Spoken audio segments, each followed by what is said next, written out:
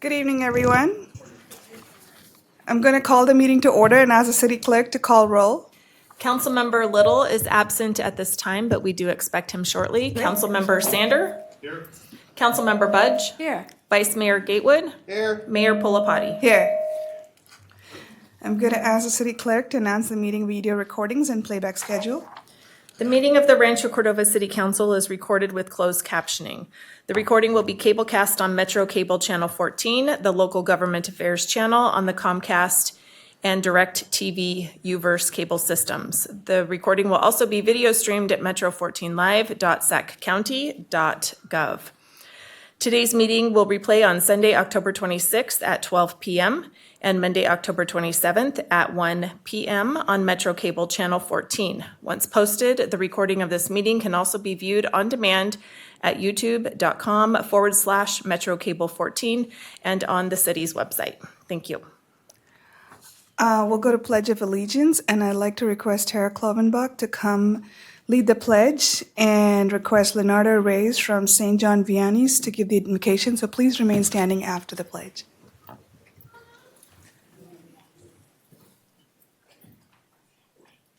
I pledge allegiance to the flag of the United States of America and to the republic for which it stands, one nation, under God, indivisible, with liberty and justice for all.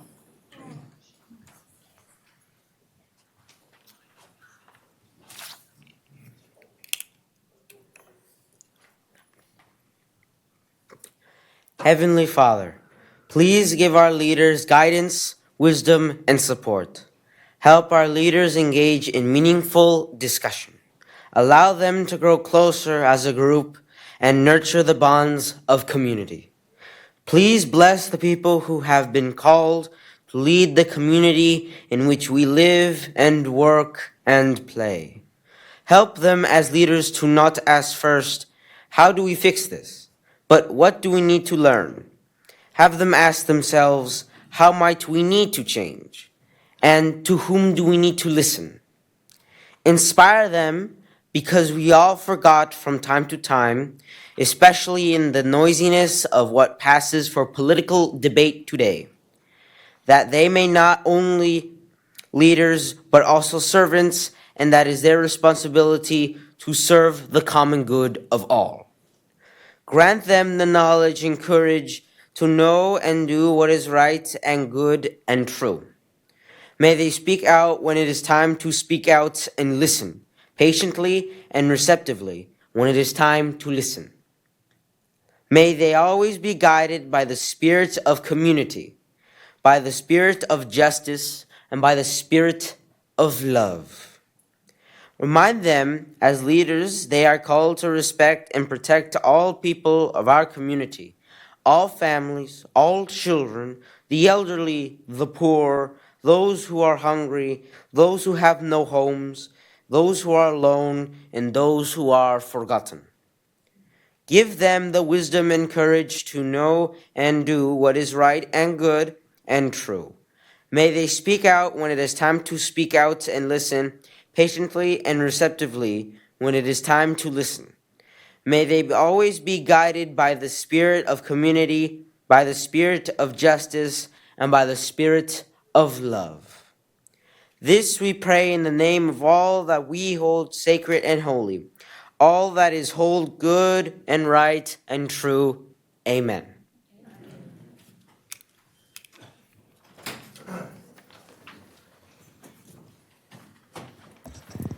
Thank you. Next up is our first proclamation for Explore Rancho Cordova's 10th anniversary.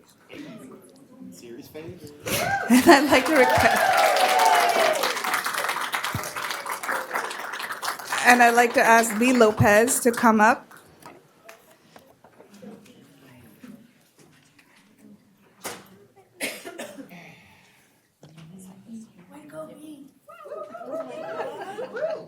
Go B, A, B. You're right there. So, established in October 1st, 2015, it's 10 years. This is the 10th anniversary celebration. Now, I know you're a welcome program that has served this city for a long time, and you welcome residents with their welcome gift basket that talks all about the Rancho Cordova City. And you've been involved with Soil Born Farms, and we've given about 300 trees, plants to the new residents, right? And also, I've seen that you've delivered over 5,000 welcome bags and 11,000 welcome letters to our new residents. So that's amazing. So I know that you guys are more than just a welcome bag mission, but you serve as a bridge between residents, local businesses, and community organizations. The key, ladies and gentlemen, is the fact that this has been run by resident and program manager B. Lopez since day one. And this is true statement of your enthusiastic leadership that this program has achieved continued success and will continue to grow. This program is run by Measure H Funds and being managed by the Rancho Cordova Chamber of Commerce. So with that, I give you the proclamation for the 10th year anniversary. Thank you.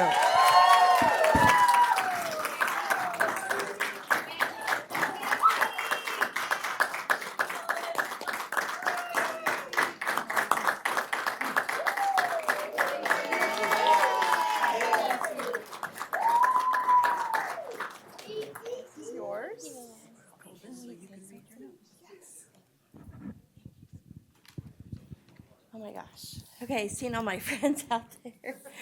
Whew. Mayor Pulapati, Vice Mayor Gatewood, and members of council, thank you for the special recognition. I did not expect to get teary, sorry. But there's some amazing people behind me, and I just saw them all at the same time, so you'll forgive me. Time flies when you're having fun. 10 years ago, Diane, president and CEO of the Rancho Cordova Chamber, saw a missing link for residents to be connected to local business, and she thought of the Welcome Program. At the time, we decided to call it Welcome to Rancho Cordova. Super exciting name, right? But we soon realized that we wanted this to mean more than just handing someone a welcome bag and saying, good luck, we hope you love it here. With your support through CEIF, we've had the opportunity to develop a much more robust program. Diane affectionately calls it Welcome Wagon on steroids. And in 2016, we changed the name to Explore Rancho Cordova to capture what we really want to have happen, and that's to encourage residents and new hires that are coming to Rancho to not only get to know their city, but to take advantage of everything that we have to offer. These past 10 years have been a dream job for me. When my husband and I moved to Rancho Cordova in 2004, we felt the warmth here, and we knew that we had landed somewhere special. So now that I get to give that feeling to other people, it's truly rewarding. We want to thank the CEIF staff who have supported and championed our work, and to all 56 businesses and organizations that place items in our bags, some of them who are here tonight. Know that it means so much to all of the people at our welcome receptions and to the doorsteps that we visit. Thank you to all of the team at the Chamber of Commerce. Their support and encouragement that they give on a daily basis is so important, not only to me and Diane, but to the success of the program. And I have to thank my husband, Jose, because he's so encouraging, and he does a lot of heavy lifting because I have little T-Rex arms. So he does a lot of schlepping things around, and I'm so appreciative. Thank you, Jose. There's nothing wrong with T-Rex arms. Together, we're all welcoming people to Rancho Cordova. We're letting them know that we see them and we value them. We're all doing this together. So here's hopefully to the next 10 years. Thank you so much.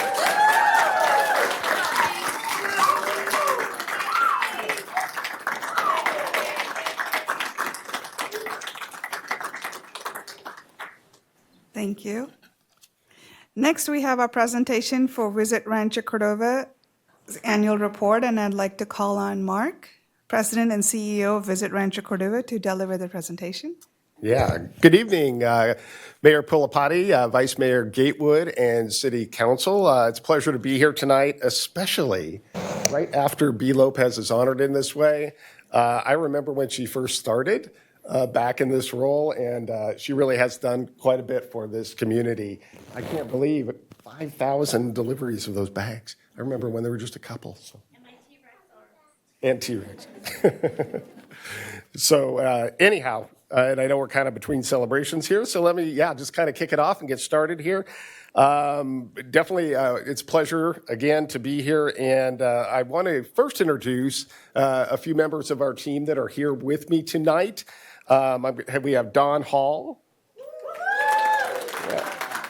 Christian Oxiger,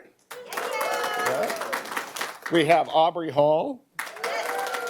And then in Silicon Valley tonight, we have Maggie Thyken-Huss, who is our business development specialist, and she is working on recruiting more business to come into Rancho Cordova for our hotels. So that's where she is tonight. We also have a couple of our board members here, including our board chair, Dana Chisler. And we also have some of the hotel operators here as well, who are, they kind of help to make this all happen. Just to kind of put it in context, it has been a pretty rough year when you look at what's been happening with tourism in terms of the economy, this K-shaped economy that everybody talks about. It certainly is impacting tourism. So people are having, in many cases, shorter stays, or they're not going as far away from home, and then they're cutting back on some of their expenses. At the same time, all expenses are going up for the properties and so forth. So you can imagine, like in a hotel, coffee is a pretty popular thing. Well, that's gone up quite a bit here, but the hotels have overall been doing a really good job, attracting the visitors along with the efforts that we have here. And I just wanted to point out one thing tonight. We have a little over 2,000 hotel rooms in this city. As right now, we have about 2,000 people staying in our hotels tonight. So they're dining at restaurants right now as we're speaking. They're actually in Barrel District establishments. They're going all around town. They buy some retail. If you add that up, what 2,000 people mean on a nightly basis for this community is $396,000 in a 24-hour period when you see this type of visitation. And tonight is not a busy night. When it's busy, it's considerably more than that. But that's kind of just a framework of where we're at when we have occupancy like we do on a Monday night, on a council night. So let me move along here. All right. So this shares a little bit about the tourism impacts for the county of Sacramento. As you can see, $4.7 billion in travel-related spending within the county. That generated about $322 million in tax revenue for state and local on that front, and it supports in the county about 34,000 jobs. We support a little over 2,000 jobs here in the city of Rancho Cordova that are hospitality related, and so important sector for sure. And further on that, so we haven't received our data yet specifically for Rancho Cordova, but we will be getting this. But the latest trend shows that we're going to end up being about where we were last year, maybe 5 million above at about 330 million. Whoops, let me go the other way. And this shows, when they're here, what they're spending on. So accommodations obviously is a big expenditure, but it is not the biggest by any means. Food service always is the biggest expenditure. And that's why this is so important for restaurants and other businesses here. The breweries for sure can capitalize on this crowd because they will come and they will spend in that regard. You can see, some of the other things that are expenditures, gas, of course, some retail sales, and air transportation that they're spending to get to our destination. But most of the visitors coming to our destination at this point are dry market visitors. All right. And wanted to talk a little bit about where are they coming from, who's paying attention to us. And this chart shows, and this graphic shows that throughout the West, we have pretty strong hold and a pretty strong reach. If you look here, internationally, India is pretty strong for us, which has always been because we have a big Indian community here. Happy Diwali. But also, we've had other places like Canada that traditionally was a number 1 or 2 market for us internationally, and that has really taken a hit over this past year. or this calendar year, I should say. So, with that, I did want to point out kind of just where we're hitting people, where they are looking, where they're existing and where they're looking to travel into our destination and where they're coming from. And to date, since I've been here, we've had about 350 million impressions of positive things happening in Rancho Cordova. And that has led to Rancho Cordova being recognized in other places. And I hear this from community members, I hear this from city council members, that, hey, outside of our area, people are starting to really recognize Rancho Cordova. There's only one organization that markets on a regular basis outside of the city, and that's our organization. And that's what we do. And so it's really gratifying to see that reach and to see what's happening on that front. This shows also that on the sales side, generated leads for 62,000 room nights in this past year. That's a potential for 17.4 million in economic impact directly from those sales efforts. The marketing efforts are about equal to that. So bigger for an organization, it's a budget of 2.1 million, direct impact of about 35 million coming in. But if you look at the overall, again, the impact overall in our destination is about 330 million. So quite a bit more than that. All right. And then, we're constantly looking for ways to get our messaging out, and we've done, a lot of creative things this past year, both on the PR side and, just in traditional methods. But through Visit California, they have a campaign newsletter opportunity, and we were featured in this just in September. Goes out to 200,000 monthly subscribers, people who are interested in coming to California. And this purely focused, as you can see, on Rancho Cordova. So it's great to get that in the hands of these potential travelers. And speaking of Visit California, they also do a visitor's guide. We have great content in this visitor's guide. That gets out to 1.5 million people. So good reach coming there. And then we've had PR efforts, too, that have drawn much attention to our city. And if you think about, we've had Punch Magazine in here. They're a Bay Area publication. They have 110,000 circulation. They put in a beautiful piece about Rancho Cordova, included Soil-Borne Farm. So lots of good things happening on that front. And then Origin Magazine put out an article this year with about 270,000 reach. So there's definitely lots of good content getting out there. And speaking of the content, Kristen, who really handles our content, she's our strategist on that front, is very aware that the world is changing. AI is definitely influencing the way people get information. And so she has been very careful and cognizant about how we handle content so that we can best meet the needs of this current world out there, where AI is becoming more and more important. So if you search in AI, and you're looking for things in Rancho Cordova, a lot of times our content's going to be part of what's served up to you in those places as well. And then I did want to mention too, so it has been a little bit rocky in terms of the visitation over the past year. The visitation's down a little bit. But if you look at what the hotels have done, they actually are showing a 6.1% increase in their revenues overall. So they've been very, very smart and strategic about how and when to leverage rates. And because of that, that means, TOT is 6.1% higher than it would have been last year at the same time. So there are benefits to the community because TOT pays for things in the general fund, pays for, police and so forth, things that are very important. And as a taxpayer in the community, you can be, appreciate that this keeps taxes lower than they would otherwise be for same level of services by having all of this, visitor activity taking place. So we've got some really great events that'll be coming up. We're really excited about in 2026. Air Show 250 anniversary, some other really terrific things. And let me flip through here. If we can. There we go. Oh. Are you able to do it? Okay. Let's see if this will do it. All right.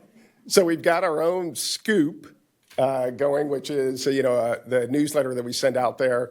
And so we launched new campaigns with that. You'll see this kind of branding out there, kind of get the scoop. And in fact, you come by our office, that's one of the first things you're going to see is a big banner of this Get the Scoop.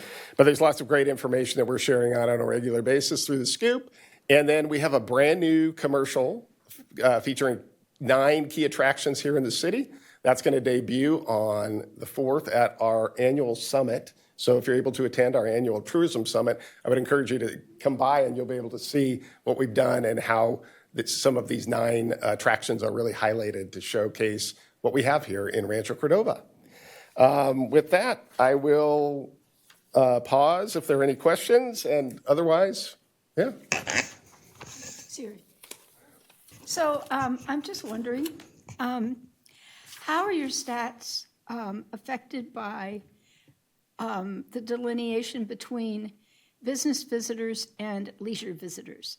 Yeah, so at one point we were about 80% business. That's when the business park here was cranking and everything was good. And that was what was common for our destination. When the COVID hit and everybody went to work from home, work remotely, that changed dramatically. And we went from a period where we were 80% business to switching over a period of a year and a half, 2 years, to 80% transient or, leisure travelers. And we're still seeing some pickup occurring on the, when it comes to these business travelers, but it's nowhere near what it was pre-pandemic. And that's definitely still impacting us. If you look at we're in the 60-something% range in terms of occupancy. Pre-pandemic, we were like 74, 75% occupancy, which is great. At that point, all the hotels can be happy, they're making good money. But yeah, so we've gone through a pretty big transition, and I think the hotels would tell you they're starting to see a little bit swing back. And I think with some of the exciting things the city has going, there'll be great opportunity here in the future, to really capitalize on some of this other business that's coming to town or will be associated with things happening in town. So we're really excited about that, for sure. Yeah.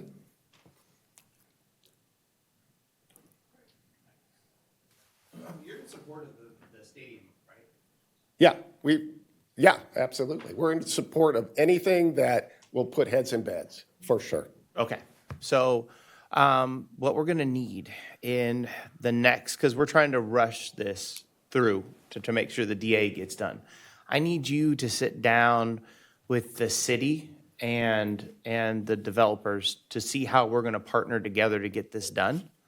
And make sure that the relationship between one of my best tourism groups and the biggest entities coming in, we're all on the same page.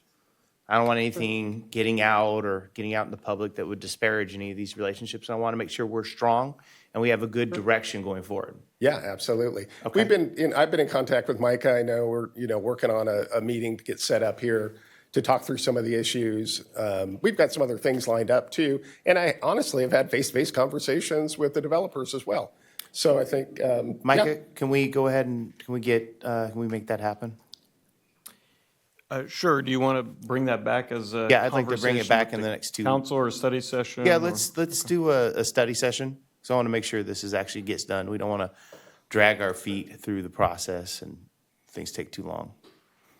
Yeah, I think I would consider that a future agenda request item, so I don't know if council comfortable with that being added. And are we Okay. even needed, like as a council? I don't know if I need to be in that conversation. So at the end of the meeting, you can bring it up as a future agenda topic. No, you got to do Well, I think right we now. can cover it now, just. Oh, okay. Yeah, we can just say it's a future agenda item at this time. Those are the extra ones, the surprisers. We can do that. We call it surprisems. All right, cool. Thank you. All right, thank you. I have a question. or Yeah, two. please.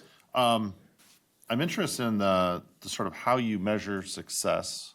And you've got some year-over-year changes I see here. Do you have like a key social media impressions or click-throughs or We have all of that. something that really tells us year-over-year how you're doing? Yeah. I mean, I think that there's all of that. Yeah, and we have, we're loaded with data. I didn't want to come and speak for 2 hours, on the Yeah. depth of what we have. I but- see lead conversion in this, Yeah. in this report. The definite ratio down I don't know what definite ratio means in terms of lead conversion. That definite means booked, officially booked. So your bookings were down this year versus last year, that's the negative. The definites percentage-wise were down, Yeah, yeah. percentage-wise. And the lost ratio? Yeah, and that's just lost business, and that's common, Okay. yeah. So that's like overall hotels in Rancho Cordova, how much business have we lost in the last year? Yeah, and a lot of it would be dependent on, does what the meeting planner need, do they find what they need here? Okay. So sometimes they'll bring something to us and we can't accommodate what they're looking for, so. All right.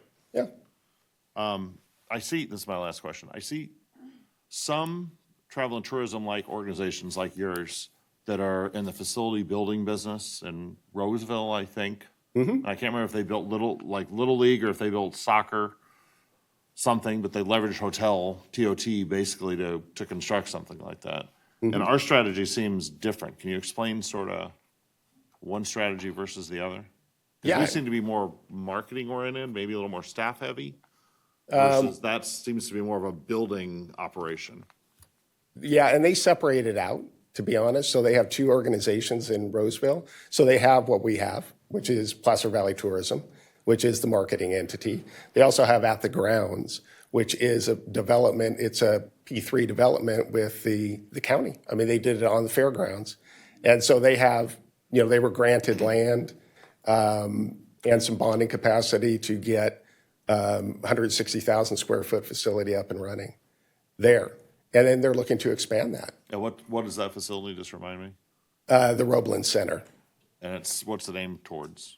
Well, the name is, the builder was Roebland, and that's their name, so. No, I mean, what's the use of the facility? Oh, yeah.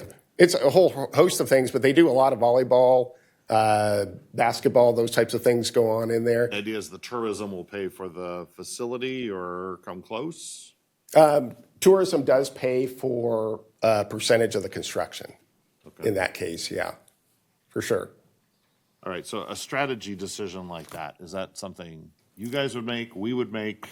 It's going to be something our board would make, but we have dedicated funds for destination development. I mean, that is part of it, as you would see in there. So, yeah, I mean, we're kind of already set up in a lot of ways to do, what you're talking about. Okay.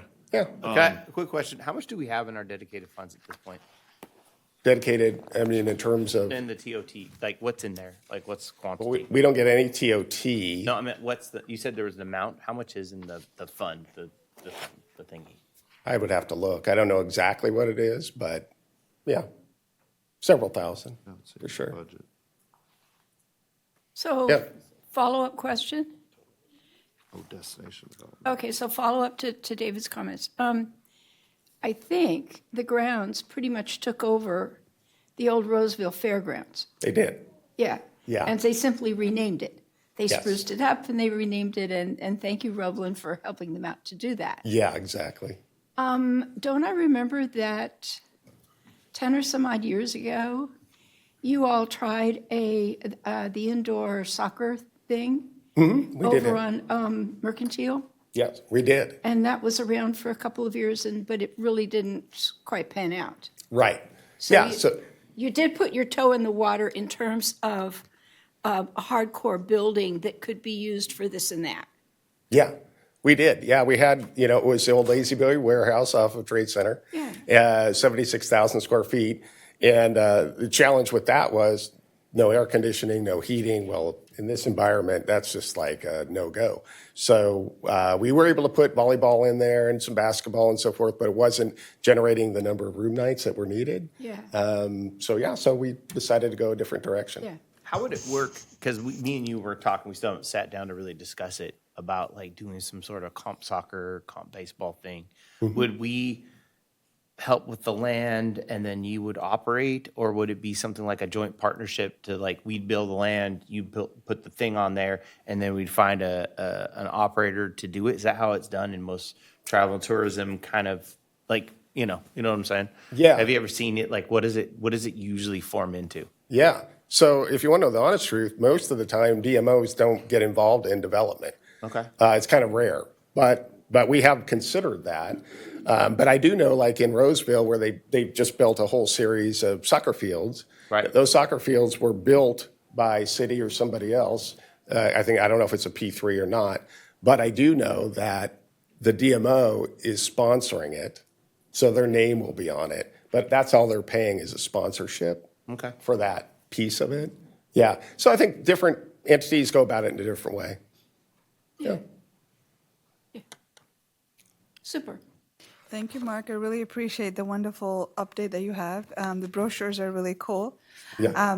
One last question. Yeah. I thought we agreed on Rancho Cordova, not the Cho. I'm glad you brought that up. So I'd love to, if you have a minute, I'll give you a quick analogy. Sure. Earlier tonight, I was drinking a Diet Coke. If you saw a Diet Coke up in front of you or Coke, what would your thought be? Don't drink it. Don't drink it? Yeah, because you don't like soda, right? But if you like soda, they happen to sell a lot of Coca-Cola. That's right. Right? And Coca-Cola, what was it in the beginning? Cocaine Cola, and it still says Coke. Yeah. Just like Coke. Well, the Cho for us is like Coke. In that here. Listen. Making sense. Go ahead. Yeah. So I mean, Please, in you this make total analogy, sense. The Cho. the reason that you don't feel bad about that is because of marketing. And the Cho is the same way in that people respond to it in a very positive way. They feel a great affection for that, but it's not, if that makes You sense. bring up a really good point from that sense, but the fact is the Cho still brings up some memories in not such a positive way to some residents. Yeah. And I would still recommend that we try to go away with it. We can absolutely, people will forget about it. Remember Facebook? It's now Meta. Yeah. So, This Meta thing. exactly. Right, Cho. right. So you do know, you will not know it. It's going to be Rancho Can Do. Yeah. Can do. Okay. Can do the Cho. Can do. Can do the all Cho. good things. Thank you, Mark. Appreciate the time. And thanks. so, again, the Cho Yeah. no go. I think. At All least right. that's my vote. No go. Can do Cho. Can do. Can do Cho. Can no. Okay. Thank you, Mark. Okay, thank you. Yeah, happy to talk about it offline too. Absolutely. Thanks.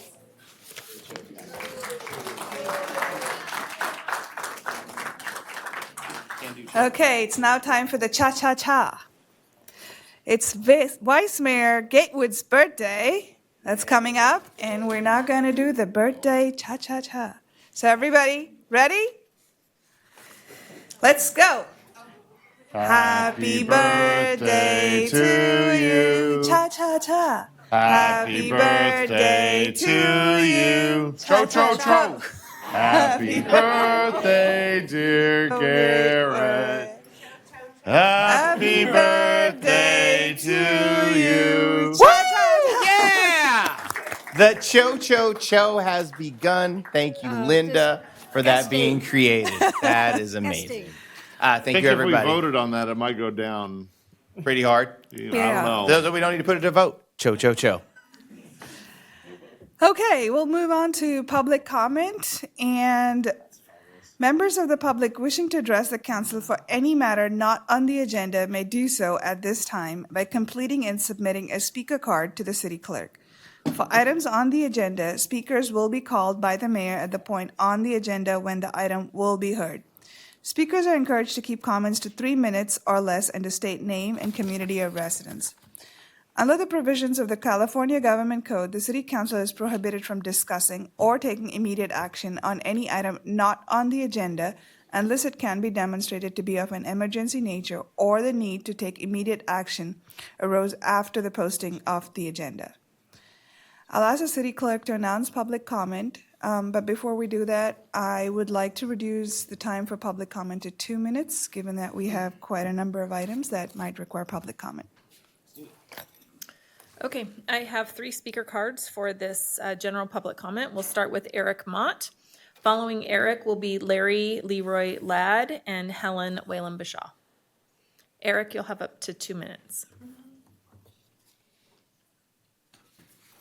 Good evening, Mayor Pilipati and Vice Mayor Gatewood and council members.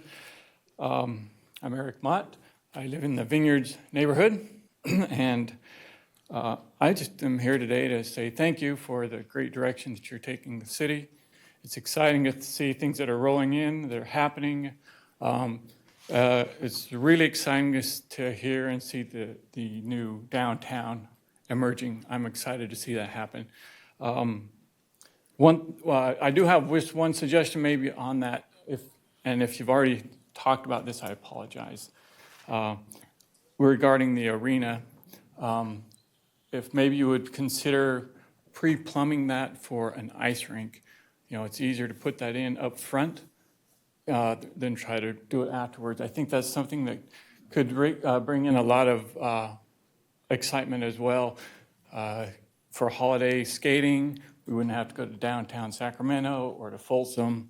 It would be indoors, so when it's rainy, it's still a nice, pleasant activity for the family to go to, things like that. Other than that, that's all I got. I just want to say thank you, and I'm excited to see where we're going here in the future. It's a super idea. We had one time. Community Council brought an ice rink a couple years, and when we toured in Chicago, in the wintertime, it's an ice rink, and in the summertime, it's a bicycle path. Am I on? Yes. All right. Larry Leroy Ladd, one of the co-founders of this fine city, and I'm wearing my Kiwanis hat as the president of Kiwanis this year, interim president. And I wanted to broach the topic that you guys and the taxpayers have given us $15,000 to promote home libraries for students in Rancho Cordova. And $5,000 that's going to a vending machine at White Rock, but we had a malfunction at the machine at Peter J. Shields. I informed Sander, because it's in district, and manager Renner, to find out exactly what happened there before we plunked down the money for White Rock. So trying to show that we're being fiscally responsible for that $5,000. $10,000, I'm looking for suggestions from you guys, from the folks back here, anybody in the viewing audience. What Deborah and I did today, we went to Meadows, and Maria has 2 books she wants to have a reading club with, and we saw Becky there. Beads of sweat were coming down after a really hard day at work. And before that, when I was in Illinois, I went to the Lincoln Museum in Springfield and got every kid's book on Abraham Lincoln, went to Abraham Lincoln Elementary, and I will let you know, Mr. Little, as soon as I mention your name, everybody lights up, both there and at Wynn, so they feel well represented, sir. So, any suggestions? I've got $10,000 of your money to spend, and I'm all ears.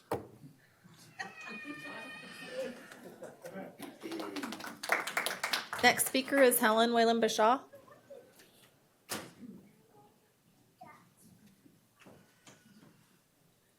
Greetings, I'm Helen Whalen-Bashaw, and I'm here to promote the 5th Annual Family Fall Festival, which is the 26th of October from noon to 4.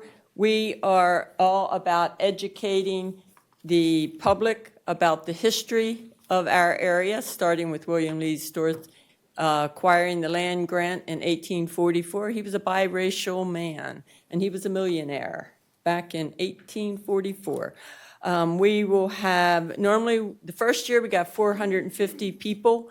Each year it grows. This year, if you wear a costume, anybody wears a family-friendly costume, we give you a gift. We have a puppet show for the kids. We also have a nature quest where they gather 18 cards that represent the history or the animals of the area. We will have some live animals there this year. We have 40 people or vendors type that will be there, whether they'll be promoting the American River Parkway. We will have the American River Parkway Patrol that rides their bicycles on the parkway. They will be there also.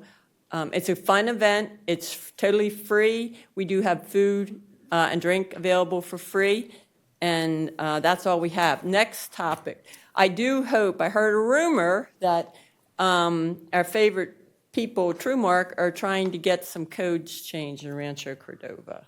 I do hope that we don't change the zoning for that 41-acre lot, since 25 acres sits on a floodway, And it is, and if that floodway gets raised up, the 17 exclusive homes in that gated community where Mr. Sanders lives will now be the new floodway, as their levee is only 4 feet high, and they want to raise that orchard more than 6 feet. So they will be the new floodway. And that area flooded in 1986 and 1997. The additional public comment that we received was a written public comment from William Thomas that's been distributed to the council, placed on the city's website, and is in a binder in the back of the council chambers. Thank you, Mayor Polapati. Thank you. Next up, council reports, and we'll start with Councilmember Little. I have to keep notes of what I've done. It's been 2 weeks. I think I know what Larry was getting at. I did dictionary deliveries with Rotary to A.M. Wynn and Abraham Lincoln.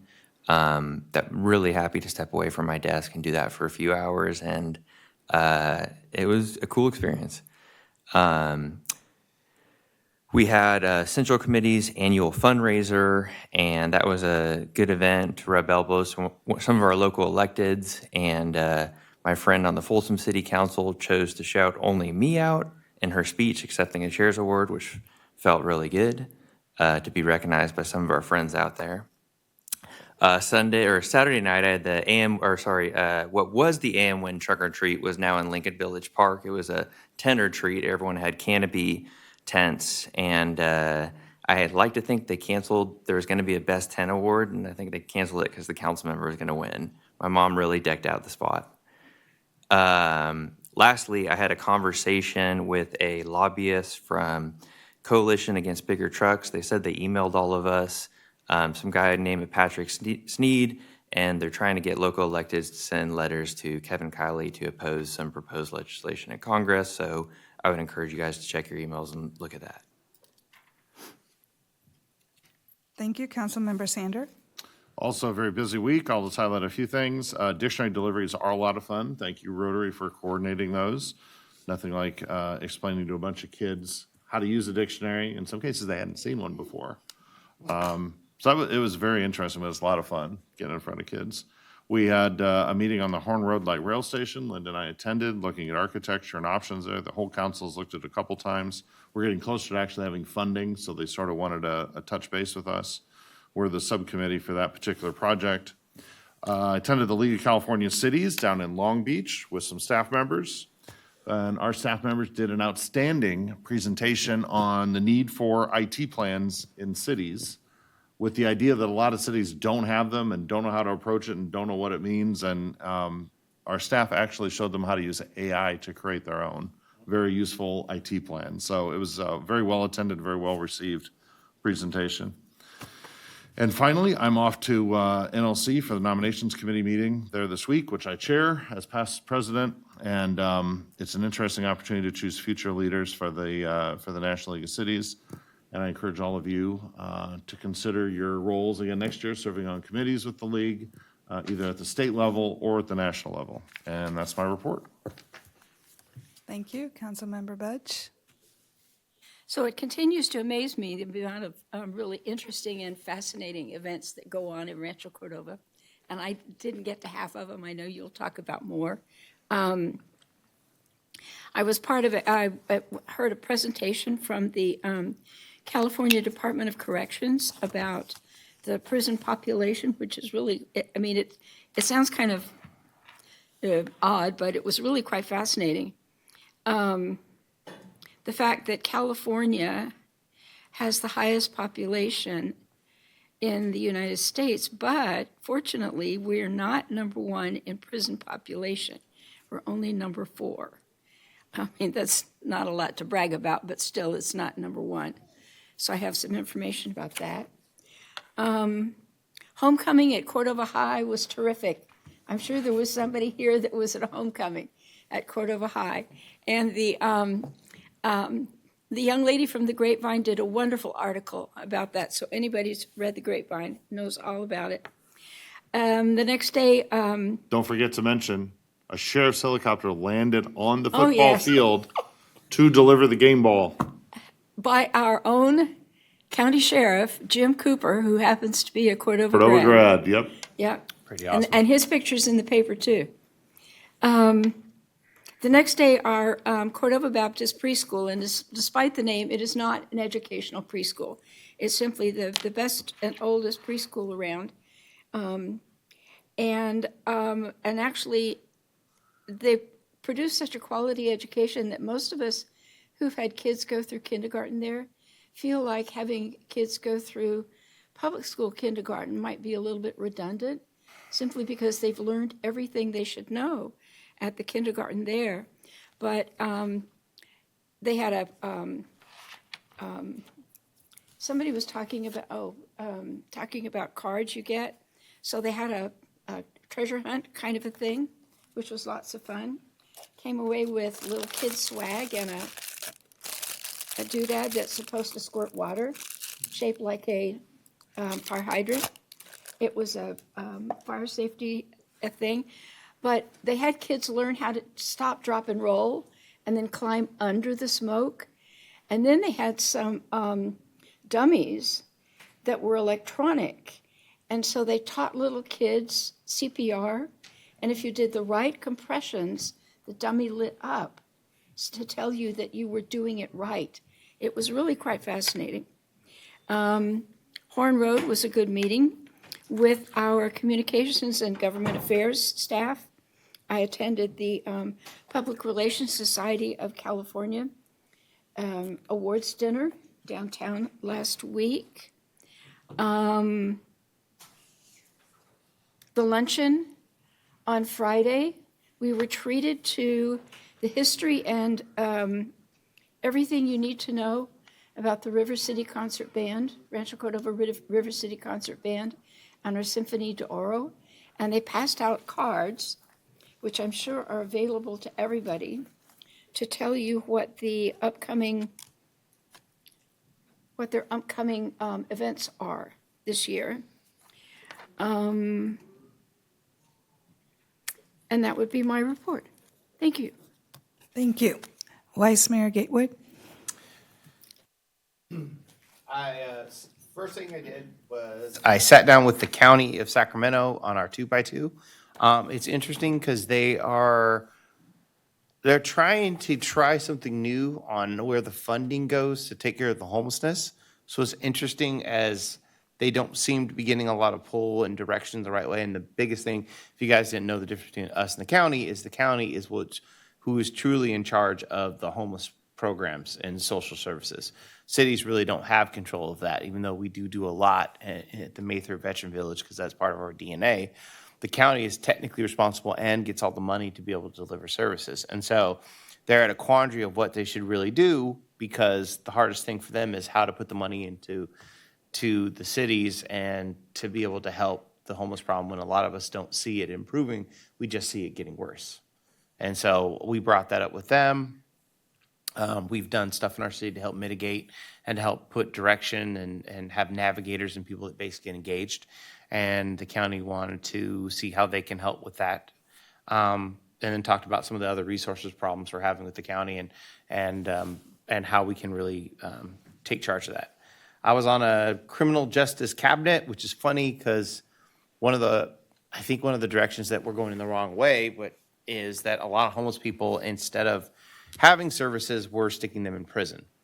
And that's tending to cause more problems for the police because they don't have the facilities were made for criminals. They weren't made for people that were homeless. And so you're taking people that technically either are suffering from system problems and putting in the prison because there's actually no place that you can take someone that's having mental issues and put them in a place. And the only place that will take them is a prison, which means now they're around a bunch of criminals instead of around people that have issues. And so the biggest issue is instead of building facilities to take care of people with mental issues that are on the streets, we're sticking them in prisons. So it's a big problem. We have a lot of work to do, and they're up to the challenge.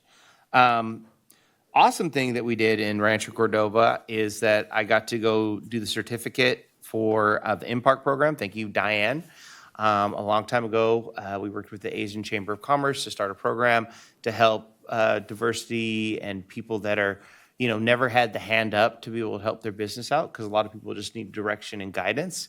So we created a program for small business owners in Rancho Cordova to not only get like a little bit of cash, but really get direction on how to use the services here to promote their businesses.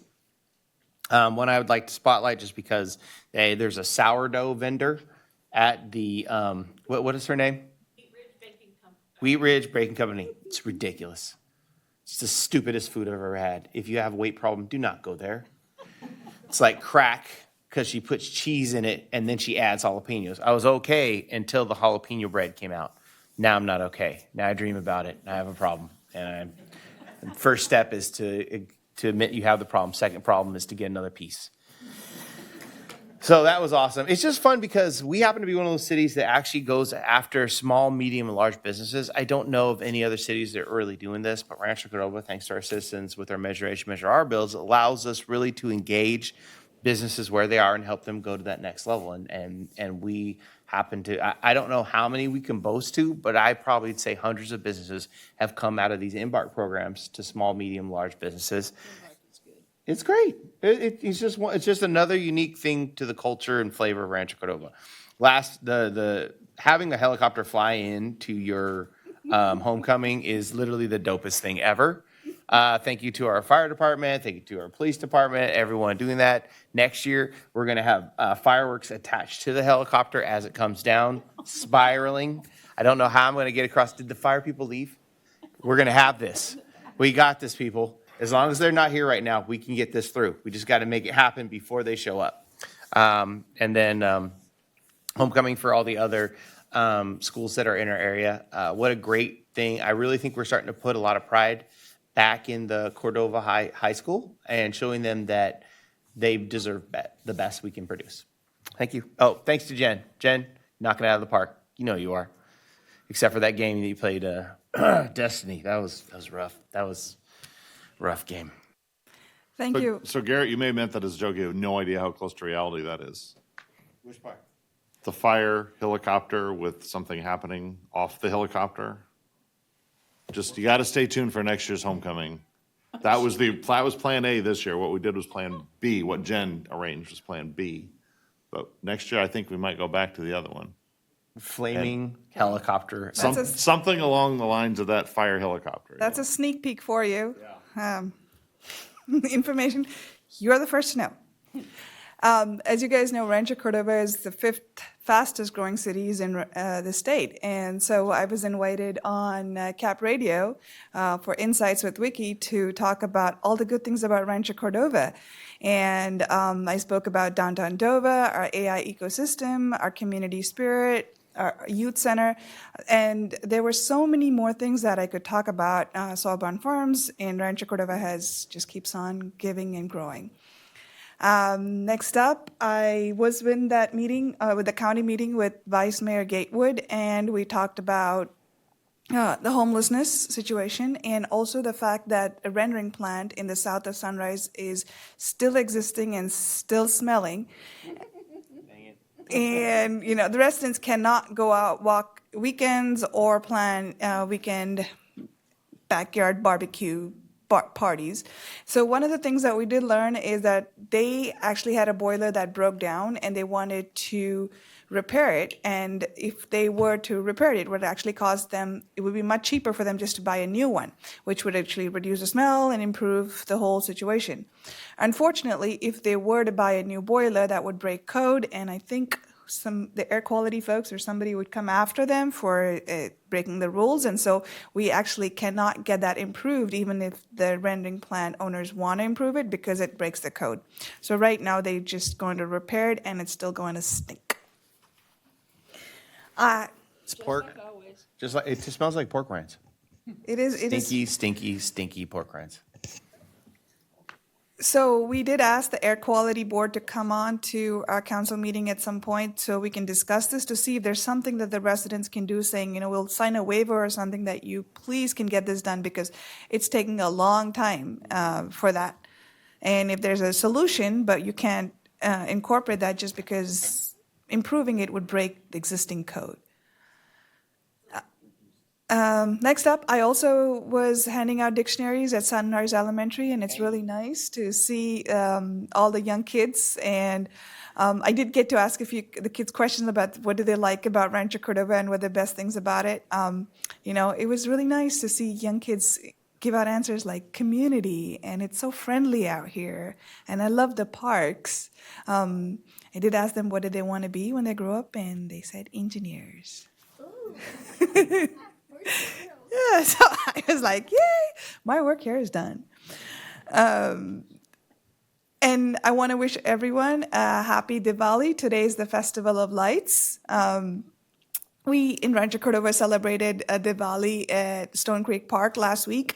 If you see on my Facebook page, there is this photo of me. It is an actual image of me in Stone Creek with the fireworks in the background. That is not an AI-generated image. So that is the beauty of Rancho Cordova, and the wonderful pic was taken by Rick Sloan, and I give him full credit for taking such an awesome pic. And you guys should come out next year because the fireworks, we do it 4th of July, but the Diwali ones are amazing as well. And that's my update, and I'll pass it on to City Manager. Thank you, Mayor. Just highlighting a few other things. Thank you for the recognition of the Cal Cities, and we had a great time presenting Rita and I on the importance of a technology plan. So to all of the different colleagues in the field and elected officials from across the state. So that was exciting. I did also speak at MMANC, which is Municipal Managers Association, Northern California, talking about the importance of strategic planning to align with the culture. And so we did a lot of good work this last year on our strategic framework, and so highlighting that effort and how that applies to our city culture as well, and the importance of aligning that across the board between the council's strategic plan and the implementation of those things on a day-to-day basis.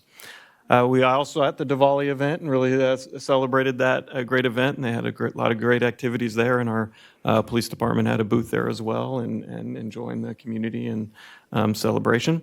There's a Good Neighbor Day this week on Wednesday at 5:30 at Labyrinth Park, so highlighting that as a great day that City Hall comes to you, so you'll have various city departments represented and community represented departments as well, and organizations represented at Good Neighbor Day. You want to announce the location? Labyrinth Park. At? I do not know the address to Labyrinth Park, but it is, if you look it up, we can find it in a minute. The Sunrise. In South Sunrise, South Douglas. It's a new park. So it's one of the newest parks we have in our community, down south of Douglas, close to Grant Line over there. The last is Councilmember Budge Linden, the PRSA, and so we did celebrate 2 awards from the team, getting the awards for the annual mail out that we do, and also our newsletters that we send out. So congratulations to the team for that. With that, I'm good. Yeah, and I always see like when we pick random weekdays, there's always 3 conflicts on the very same random weekday. So on the same day that there's the neighborhood event, there is also the Elk Grove School District's community meeting about to talk about the new middle and high school and the discussion about that. So I think that would be pretty attractive for the residents over there. So it's a good sign of lots of things. 12770 Glass Beach Park, Rancho Cordova, California. Glass Beach Park. yeah, that brings up a good point because this is why we have a naming committee in Rancho Cordova, because we have streets called Glass Beach and we're nowhere near a beach. What are you talking about? It's amazing. We're not the creek. Court? Poop. Really, out. don't bring that up. Okay. Don't say that out loud. Moving on. We're going to consent calendar items. Consent calendar items consist of matter deemed routine and non-controversial by staff. Unless a member of the council wishes to pull an item for individual consideration, all items will be approved by one motion. Are there any items council wishes to pull? I'll move the consent calendar. I'm sorry, do we have any public comment? We do not. Second. City Clerk, please call the roll. There's a motion by Sander and a second by Budge. Councilmember Sander. Aye. Councilmember Budge. Yes. Councilmember Little. Yep. Vice Mayor Gatewood. Yep. Mayor Pulapati. Yes. Thank you. Moving Motion on to passes. consent public hearing items, and there are no consent public hearing items. I will move on to public hearing items, and I'll ask the city clerk to announce the subject. The subject for 11.1, public hearing to accept the final economic subsidy report prepared pursuant to Government Code Section 53083 and a resolution to terminate an economic development subsidy in the form of a Jobs and Talent Attraction Program economic incentive for Clutch and rescind resolution number 882024. I'll ask Amanda Norton and Lydia Thung for the staff report. Good evening, Madam Mayor, members of the council. I'm Amanda Norton, the Economic Development Director. Good evening. I'm Lydia Thung. I'm an Economic Development Analyst.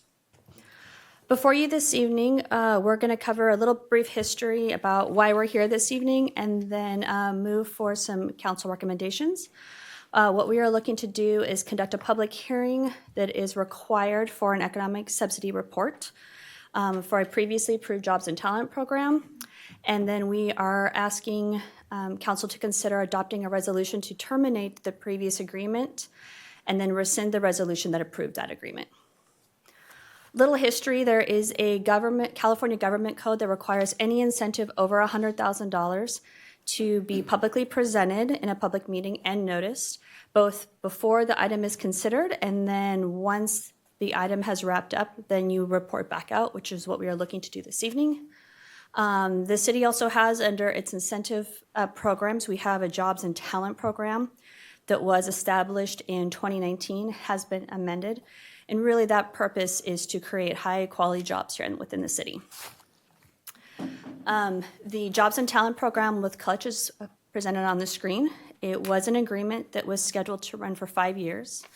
That would have meant that they would have hired people that had over 125% of the median wage in Rancho Cordova, and those jobs would have been maintained for 2 years. And then as the incentive, they would have received $5,000 per job under that program.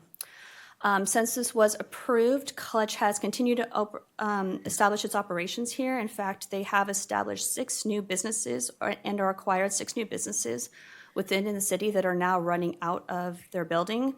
However, they weren't able to meet the job creation benchmarks that were denoted within the first year of this program, which is why we are here this evening. But they are still here, a great partner, and are continuing to grow within the city. So as part of the report out, we are required to do a public subsidy report within 5 years. However, since they weren't able to meet the job creations within the first year, to be able to rescind it within a year just made the most sense. So we are before you tonight. This is a language that is required from the government code, and since no new jobs were created, you'll see that no tax revenue was created, and therefore we're wrapping this up this evening. So to the recommendation before you is to both receive and file the economic subsidy report. Per California law, these will be available on our website.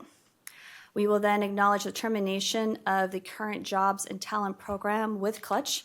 They were unable to be here this evening. And then we would ask to rescind the resolution 8824, which would help us wrap up the program. And that ends the presentation. Happy to answer any questions from the community or the council.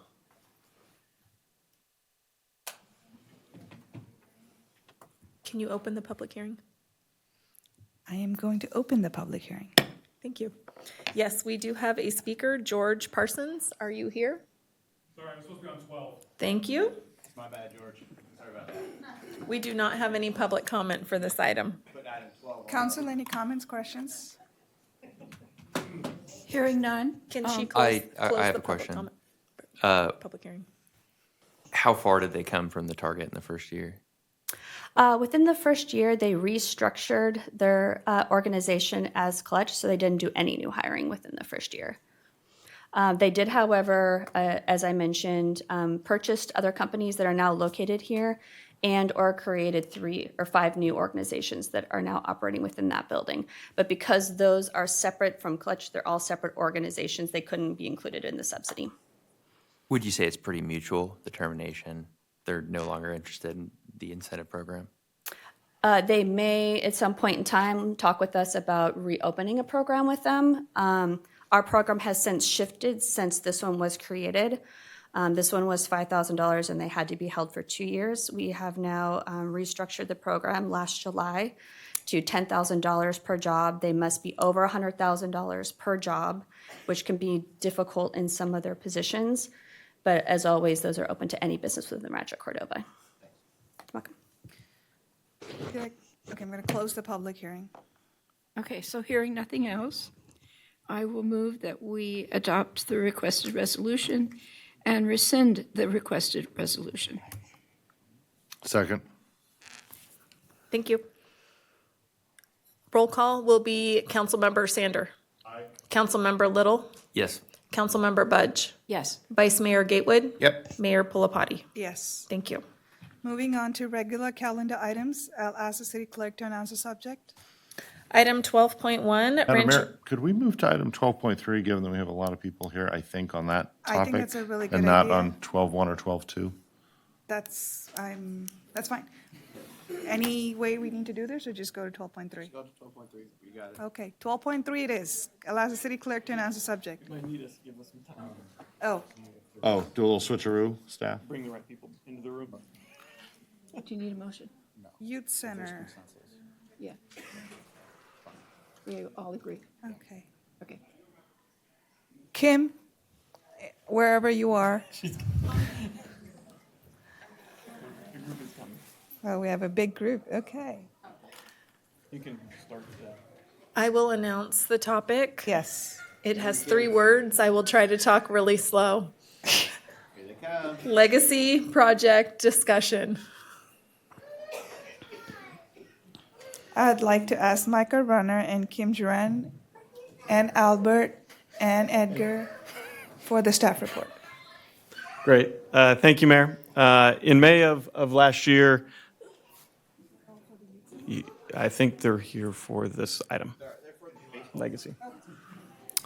So in May of this year, City Council had a workshop around legacy projects to discuss priorities and interests from the City Council and from the community to prepare for the upcoming 25-27 budget. Out of that discussion, some of the smaller items were specifically added to the budget, but some of those larger items were left not quite clear on kind of what the next direction was, and that we would come back for a conversation with council about those larger legacy items and what the direction needs to be with some of the activities that were on there. You can go to the next slide. So just going through the agenda today, what we plan to talk about is first, review of prioritization exercises and outcomes and direction that was provided at the May budget workshop. Legacy project update. There's been some changes in items and things that changed in different projects along the way since May. So we'll have an update on those. We will have an overview of legacy project funding commitments. So we do have dollars and figures that were allocated for some of the different projects in the legacy funds and provide an overview and update on that. And then get an update on the idea to expedite deferred infrastructure and maintenance and the Cordova Community Center as the concept. So those are the 2 big ticket items for discussion tonight, are the update on the expedited deferred infrastructure maintenance and the Rancho Cordova Community Center concept. Some of the desired outcomes is indicating support of a funding plan for adding additional $20 million in deferred maintenance. So utilizing some of our existing funds to contribute towards deferred maintenance. And then provide direction on the next steps for the Rancho Cordova Community Center project that was discussed originally at the discussion in May, and we have some additional information that was gathered over the last few months and want to present those options and considerations for council to consider and give direction on. And so with that, I'm going to turn it over to Kim Duran and team to walk us through the rest of the presentation. Thanks, Micah. So moving into just a refresher on the exercise that the council participated in back at the budget work session in May. This was a DOT exercise that you might remember, and so councils were asked to prioritize those projects that they wanted to continue to evaluate and move forward in the budget process. So this first one are for projects that were under $5 million that were suggested as part of the budget originally. And those that had 2 dots or more in this on this sheet were continued to advance forward into the budget. And then the other one was for projects that were greater than $5 million. And so this again was kind of prioritized using the dots. And in this case, those that had 3 dots or more due to the high price tag have continued to be kind of worked on and evaluated by staff. Moving into some of the updates that have occurred with regards to legacy projects since the May budget work session. So in September, there was extensive discussion on the Mills Crossing project, and that was put on hold with the decision that only the site infrastructure will be completed at this time with the use of grant funding. And so we'll see how that affects some of the funds, the availability of some funds for other initiatives. Recently, the AI and robotics ecosystem received a funding allocation of $5 million. In addition, the Rancho Cordova Food Locker, who did come to the work session to request money from the city, was able to obtain a private construction loan to finance the construction of their food hub. And the city has since entered into operating support to help them during the construction phase of that project. And then tonight, we're going to hear a bit more on the last 2 initiatives here in that Public Works has developed a work plan for the $20 million expedited deferred maintenance that you'll hear about in just a moment. And then some additional work has been done on the Rancho Cordova Community Center, a preliminary blocking design, and preliminary construction estimates have been completed. Very quickly, just to kind of show the kind of available funds for some of these projects that we're going to be talking about this evening. This kind of walks through basically the legacy type projects that have been discussed, as well as other set-asides that exist currently with the legacy fund. And so just walking from left to right, the first column is the Capital Facilities Fund, and so this is funding that is available for city-owned capital facilities. Previously, that $15 million of that fund was allocated for Mills Crossing, and now that Mills Crossing has been put on hold, those funds are available for other potential projects. The next one is the CEIF Legacy Fund. This is our most unrestricted of dollars, and so these can really be used for anything. And so you'll see later on that this is going to be the source of funding that is being recommended for some of these deferred maintenance initiatives that are being discussed. So those are our 2 somewhat unrestricted funds. And then as we move over to the next 3 columns, these are really more impact fees or development and developer fees that are restricted for specific purposes. And so they either need to be for facilities identified in an nexus study, or something of that like. So that just kind of explains how some of this funding is being allocated depending on the project. Any questions on this? And we'll kind of touch back on this a little bit later. Kim, what's the source of the community renovation fee? Those are in development agreements, and that was previously called the park reno fee. Oh, okay. It's been Sure. renamed to the community renovation fees.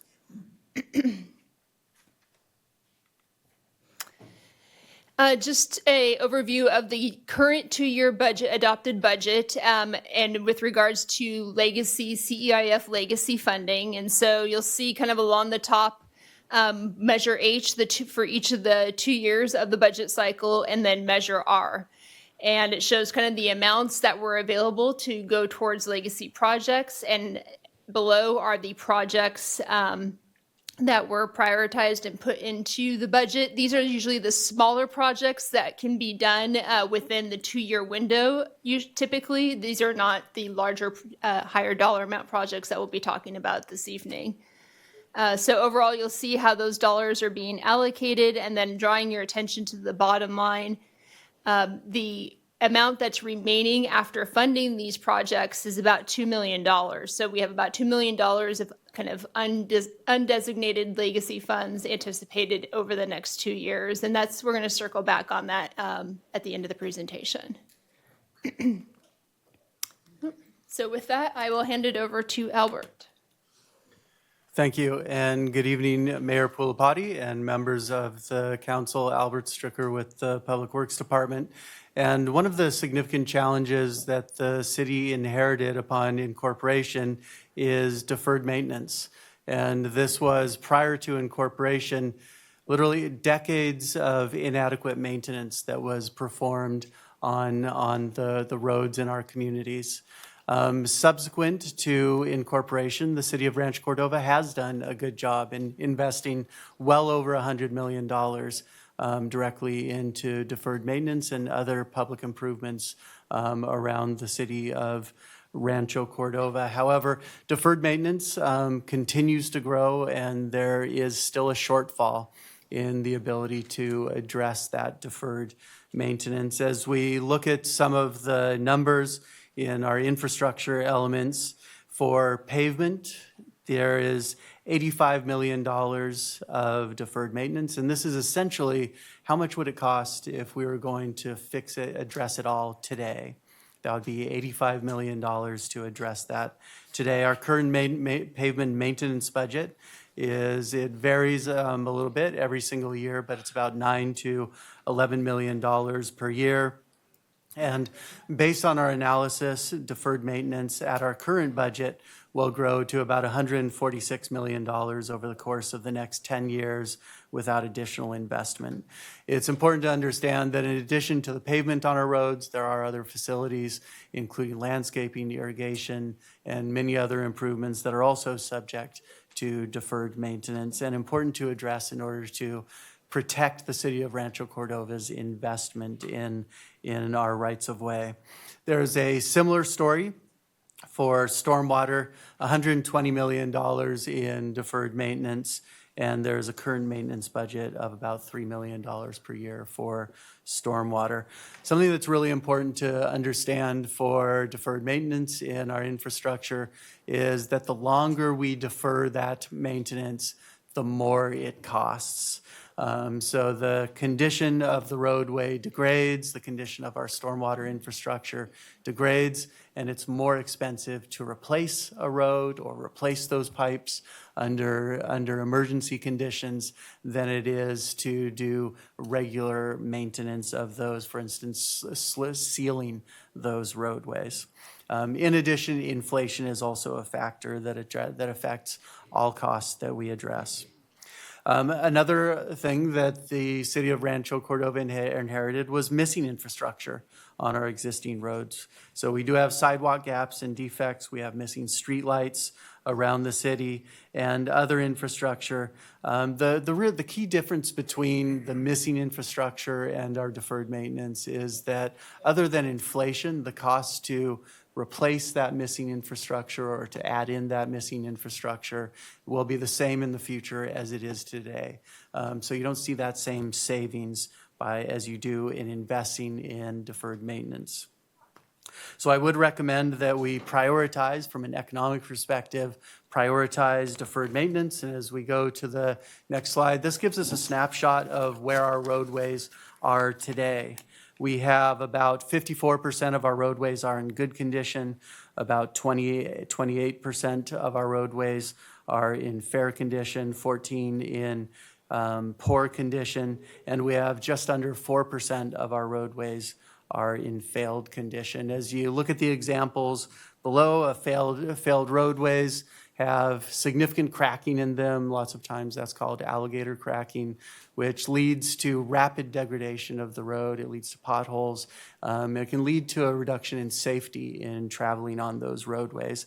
Fair roads might have some minor cracking in them, and good roads can be like new or relatively like new. What's really important to understand is that roads that are maintained in that good condition are relatively inexpensive to maintain, $6 to $8 per square yard, and you get the benefit of utilizing those more aesthetically pleasing and, critically important, much safer roads.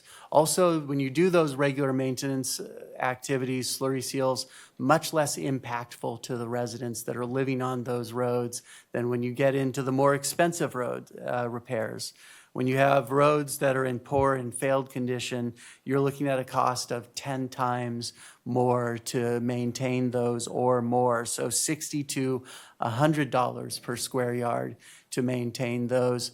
And when you do maintain them, much more impactful to residents. The length of the work, the amount of interruption to daily life is much more significant. So it's really important to understand that replacing roads, major rehabilitation of roads is over 10 times the cost or more than just doing regular maintenance. Very similar story when we look at our stormwater infrastructure. This is an example of an outfall at the American River on the left side, and we do have a few of those. And then channels around city of Rancho Cordova. We do have areas where the channel walls are crumbling, where there's overgrowth of vegetation, and similar for pipes underground. We do have cases where those pipes are well past their regular service life, and it's much less expensive to maintain this infrastructure while before it gets into an emergency situation. Just to summarize, the shortfall to address pavement maintenance over the course of the next 20 years is about $5 to $7 million per year. The shortfall to address storm maintenance over 20 years is about $7 million per year. Just to give you an example of where we would land at the end of that 20 years. Currently, we have a pavement condition index of 71, and which is a rating from 0 to 100 of the quality of your roadways, and that's the current condition of our roadways that I mentioned to you earlier. If we were able to address that shortfall and invest in our infrastructure over the course of the next 20 years, in our 2045 condition, our roadways, we would have about 94% of our roadways in good condition, and then the remainder in fair condition. At that time, it would also be significantly less expensive to maintain those roads, and we would have the benefit of having those better roads in Rancho Cordova. So the recommendation would be to invest $20 million in road and storm deferred maintenance, including expediting Folsom Boulevard, road rehabilitation and irrigation repair, Lincoln Village neighborhood rehabilitation, repairing the Bradshaw Channel, repairing the American River outfall, and others.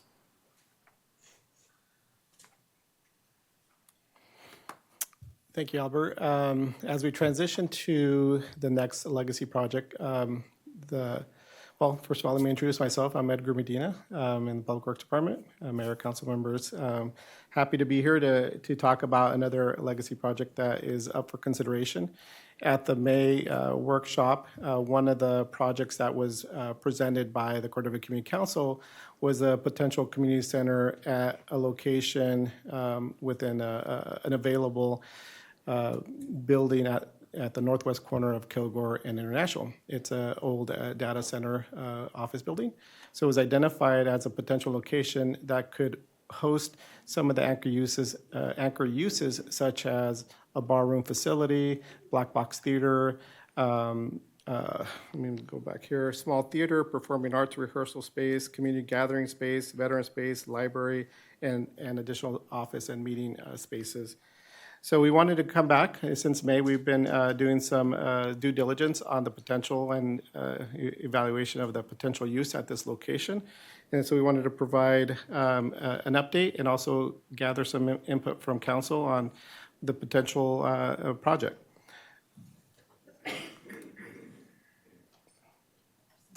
So just to kind of orient ourselves, the project is located at the northwest corner of Kilgore and International. Here on the map, you can kind of see the proposed site, an aerial image, kind of orient yourself, and then the front facade image on the bottom right-hand corner. What we've done since May, we've actually been working with our architects to develop a tentative blocking and space planning to accommodate the proposed uses. The building in of itself is just under 77,000 square feet. It's 2-story. And with the intent of really trying to identify the following uses, which is the 500-seat ballroom, catering kitchen, 300-seat black box theater, a 99 small theater, performing arts rehearsal space, community gathering space, a library, and then additional support spaces. We've also coordinated with an independent construction manager to get a rough order of magnitude of what the cost could be for these potential uses at this particular site. Now, keep in mind, this is not a design level estimate. This was a rough order of magnitude estimate based off the blocking diagram that Comstock Johnson had prepared for this site. To orient ourselves, we're looking at kind of on the left-hand side, where the first floor of the building, where we would be proposing a theater and support spaces in yellow, ballroom in the purplish blue, meeting space in the red, and then all the lobby and support services in the gray. One thing to note is that the black box theater and the ballroom would be converting the single story and two-story into one large room, so meaning that we would be breaking through the ceiling to make one large room for both of those spaces. On the right-hand side, you have the second floor, which would encompass the office space, ballroom, the open air ballroom area, as well as the library and the lobby support. At a high level, we put together a fully loaded cost for the rough order of magnitude estimate for the theater, ballroom, office space, meeting rooms, lobby support, and obviously the library, with a total construction estimate of just over $38.5 million. We estimate that the property acquisition is about $8.5 million, bringing the total project budget to $47 million. This estimated project timeline is 42 to 48 months. That will encompass not only the design and the additional due diligence that's necessary to evaluate this building, but also the public outreach to confirm that these are the uses that would be supported by the public at this particular site. So as we transition into the funding strategies, we wanted to at least give a couple of options as we start evaluating the bigger picture with the legacy funds, more specifically options for the RC3 project, which is option one, to advance the proposed community center use at 11185 International Drive. 2, evaluate other locations for the proposed community center. 3, we could actually break up the uses and look for individual spaces for different uses at different sites. And/or 4, to pause the project and then look to advance this at a future date. Thank you, Edgar. Council, do we just want to take it one at a time so we finish this and then we move on? Yeah, I think we want to provide the context because they're related from a funding standpoint. And so I think we only have a couple more slides to get through, and then I think we can take it one at a time afterwards. Okay, yeah. Yeah, this is just to wrap it up and kind of provide some context financially about how some of these projects could be achieved. And kind of a couple of points here. One is that these are both multi-year projects. So while the funding, we want to identify sources of funding, not all of the funding in its totality would have to be determined today if both projects were to be continue moving forward, just kind of something to keep in mind. So some of the ways that we would be looking to fund the deferred maintenance component, the $20 million. So we would be looking only at the CEIF Legacy Fund because that is the only source of funding of these funding sources available to kind of help expedite the deferred maintenance. So some of the available areas to look at. So one would be the dollars allocated currently for the mine shaft. That project has since been put on not moving forward. And so some of those funds could be freed up and put towards deferred maintenance if the council so chooses. We have a set aside in the Legacy Fund for land acquisition, and this was intentional for the potential acquisition of some properties in the Mather area that we're no longer moving forward with, and so that funding could also be available for this deferred maintenance project.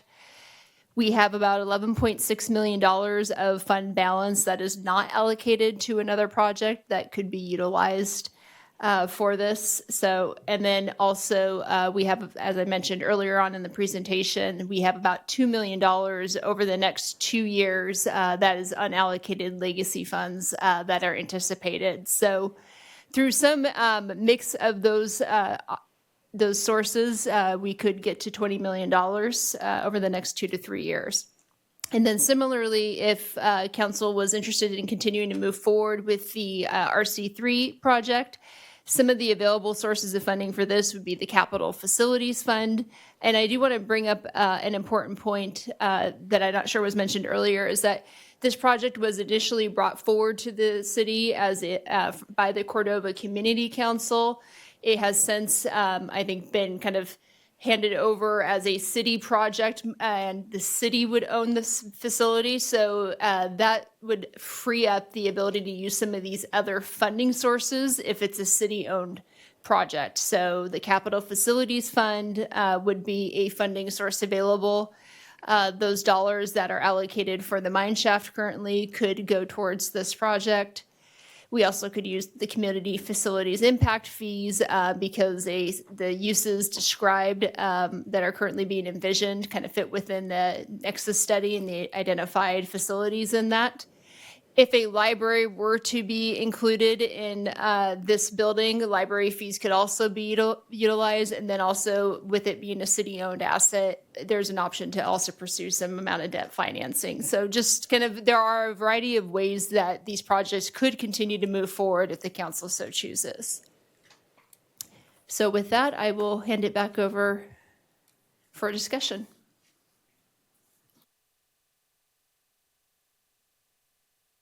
Do we take public comment at this time? Okay, let's start with public comment. And you have 2 minutes. We have about 22 public speakers. We will start with Amy Goodwin. Amy, if you'd like to, did I say your name right? I think so. Okay, thank you. If you'd like to come forward, you'll have up to 2 minutes. Following Amy will be Michelle Elkins Butner, Emma Butner, Hal Butner, Larry Ladd.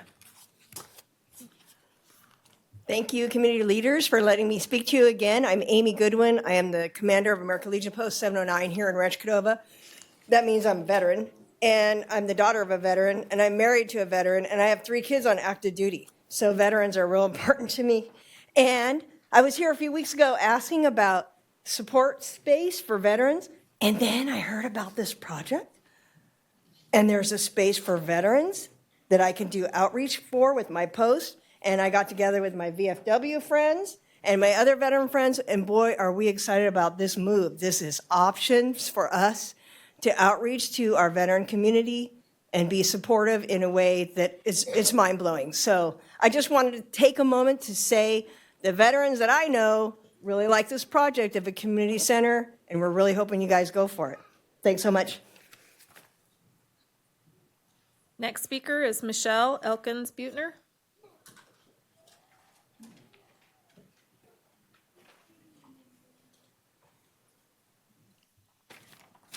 Hello again. Good evening, everybody. My name is Michelle Elkins Butner, and I've proudly served with Rancho Cordova Little League for over a decade.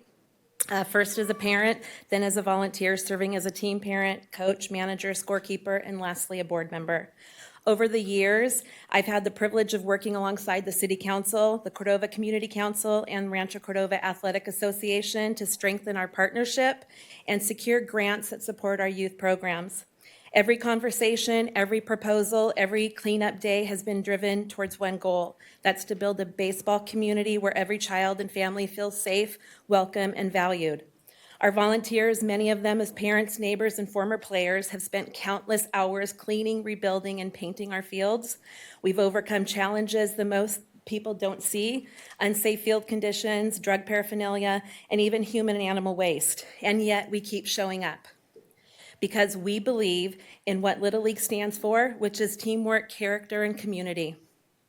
This coming season marks our 72nd year serving the youth at Rancho Cordova. That's 72 years of families gathering on the fields, kids learning resilience, and generations growing up with pride in the name Rancho Cordova on their jerseys. But as our community has grown, our facilities have not kept pace. Our players and families deserve a complex that reflects their commitment, a place where they can be proud of, and a place that's safe and sustainable for decades to come. We've accomplished so much thanks to the support of this council and to our community partners, but we're now hoping and praying to take this the next step forward with the legacy funding to finally make a new complex a reality. We have been waiting long enough. On behalf of all of our players, families, and volunteers, and a lot of them that you see here representing us, thank you for believing in us, for investing in our youth, and for helping us create a home where every child feels that they belong. Thank you for your time and your support. Next speaker, Emma Buettner.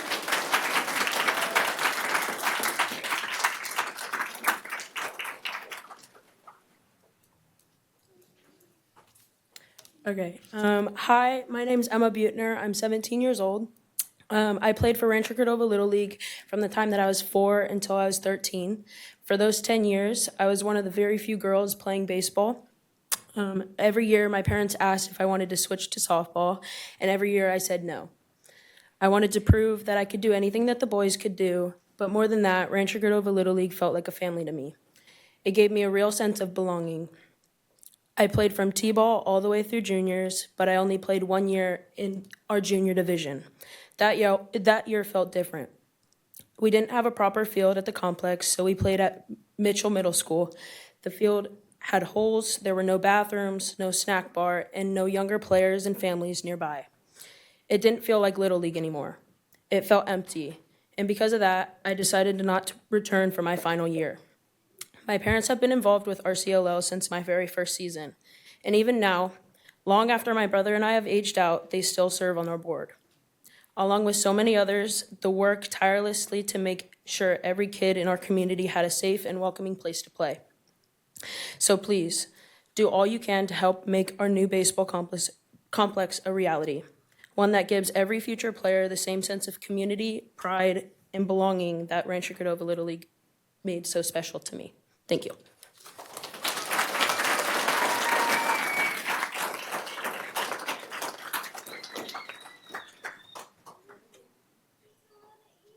Next speaker is Hal Buettner.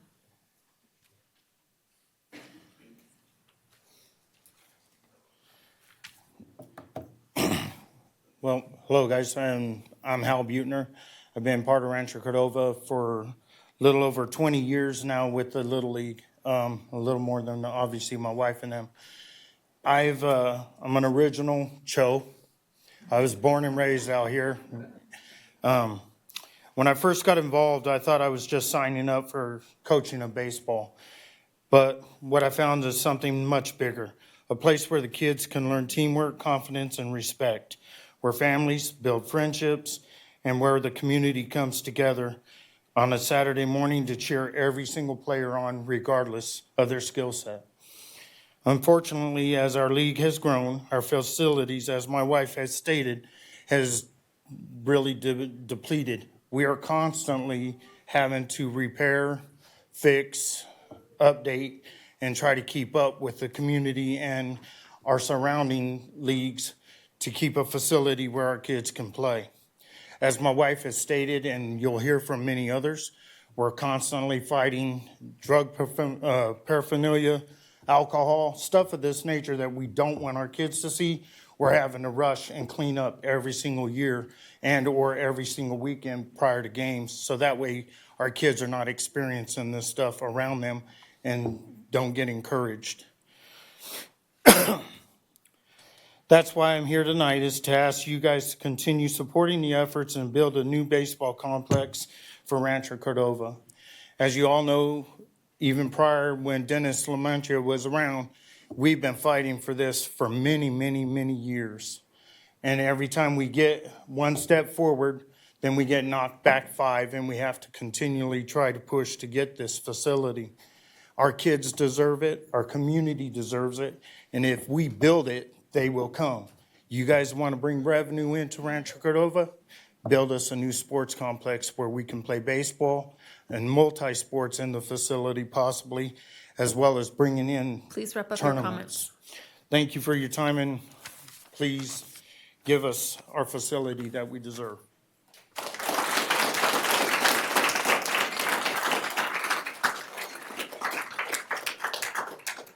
Next speaker is Larry Ladd. Following Larry will be Jason Harper, Cassie Reyes, Kelly Cabral, Jeff and Chuck, Cheyenne Rios. Larry. Right. Back in the days before there was a city with a Rancho Cordova Incorporation Committee, Dave Roberts and I had a running joke straight from Field of Dreams. If we build it, they will come. And here they all are with competing interests for you guys to sort out. And specifically for this, the site you were looking at for taking some of the stuff from Mills Crossing and put it south, that's exactly where I was trying to have, last time I was President Quan's meetings. Because my view was when I was interviewed by the editorial board of the Sacramento Bee about cityhood, they underscored the challenges of keeping the new part of Rancho simpatico with the old part of Rancho, the Cho. And I've done my best, helped trigger naming McGarvey Elementary after Bob McGarvey, because the first principal was mentored by Mrs. McGarvey. And so geographically speaking, the site you're looking at helps facilitate that process. But, you know, there you've got 4 choices, I understand, and you are facing the same challenges Citrus Heights is with the mall, and the school district is with starting their second high school as opposed to the one in the other district. I'm going to be listening to the city of Folsom talk about that tomorrow at Folsom Kiwanis. So you have experience with remodeling buildings in this building and with the MAC, which I think has turned out excellent. So good luck, guys. You've got a real live city with competing interests.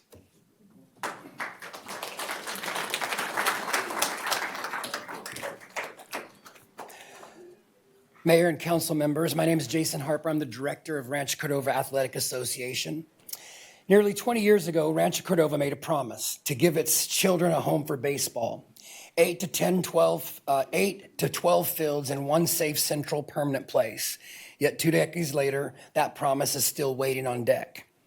Today, more than 600 young players ages 4 to 14 wear Cordova colors. More than 20 have made it all the way to the professional levels. Rancho Cordova represents all 5 districts proudly. They're coached by volunteers, supported by families, and driven by a love of the city. Yet at age 12, many of them leave, not because they want to, but as you heard from the young lady, because there's nowhere to play. Our current fields are unsafe, overcrowded, and under-maintained. Mitchell Middle School is overrun by thistles and broken fencing. Security is a constant concern. Unhoused residents camp inside the park where human waste has been found near the dugouts, and our league president recently was confronted by 2 people who were engaged in open sexual activity besides the dugouts midday, and then she was verbally accosted when the tryst was confronted. With that as a foundation, it should not be a shocker, but it was when youth prophylactics have been found on the infield, the dugouts, and more. I'll leave the remainder of the story right there. Council, it's difficult to be critical because of the generosity and the ample support that you have provided to our city for youth recreational sports. Your unwavering support is cherished. However, I know the value of delivering on what was promised. I believe that what the city says, the city does. This isn't about anything other than urgency, but more importantly, it's about legacy.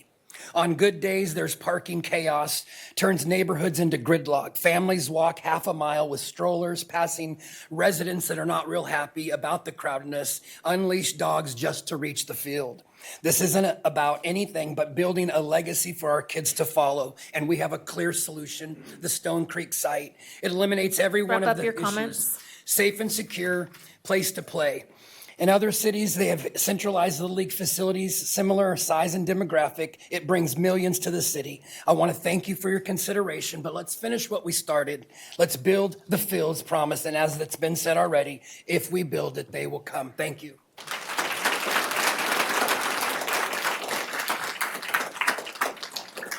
Cassie Reyes.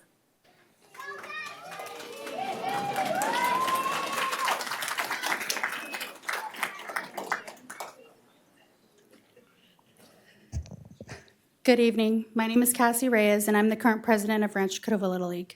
For more than 2 decades, our league has been working tirelessly to improve our fields, whether that means upgrading where we are or finding a new location. For over 20 years, we've been patient, resourceful, and committed, but the time has come for Rancho Cordova Little League to finally have a safe, permanent home for our players and families, a community that has truly become family. Right now, our families and volunteers face challenges that go far beyond what should come with running youth baseball. We deal with unsafe field conditions, drug paraphernalia, human and animal feces, unhoused individuals living behind our fences, and even inappropriate activity occurring within view of our games and practices. These are not just inconveniences, they're safety and health hazard for our children. Our volunteers do everything they can. We rake, we paint, we clean, all in our own time after work on weekends because we care deeply about giving our kids a positive place to play. But we're reaching the point where passion alone isn't enough. We lose so many players after age 12. We only have one junior field, and it's not even at our main complex. It has no bathrooms, no snack bar, and with new fencing at the school, it's become harder to access. We can't maintain it properly because we're only allowed on it after 4 p.m. on weekdays or on weekends. We also need an intermediate field, which is a crucial step between the major and junior divisions. The jump from 46-60 to 60-90 is huge. Expecting 13-year-olds to play on a full high school-sized field is one of the biggest reasons kids drop at that age. Rancho Cordova Little League is 100% volunteer run. We don't ask for much, just a safe, functional space that meets the needs of our players and families. We're asking for your support for a new safe complex with bathrooms, parking, and the fields we need to grow this program. Our players deserve to play without fear, our families deserve a place to gather with pride, and our city deserves a Little League complex it can be proud of. Thank you for your time.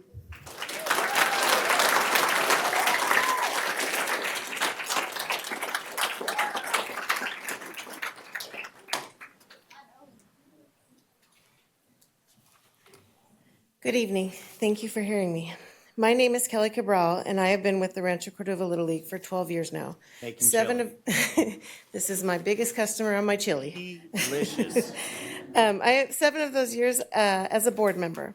Both my kids played in the league, and my son aged out at 3 years ago. They both come now and volunteer their time in the snack bar to give back. I have been able to bring my skills as a former chef to help organize and build the best snack bar we could with what we had to work with. It has been a lot of late nights, long weekends, and a ton of creativity to get where it is. Though my children are done playing in this league, I stay invested to continue to build and grow this league for the kids of Rancho Cordova. This league is not just a place where kids play baseball. It's a community of family that show up and show out to support each other. I have read multiple times the verbiage of "we want to grow Rancho Cordova." We want to grow the business in Rancho Cordova. Well, we want to be part of that growth and give as many kids the opportunity to have the experience of baseball in a safe environment. In order to grow the league, we need the room to grow. As a board, we have done our best to provide the safest and cleanest best fields we can, but we have been limited because of where we are. Please consider helping us grow Rancho Cordova Little League with building a new complex for our youth. Thank you.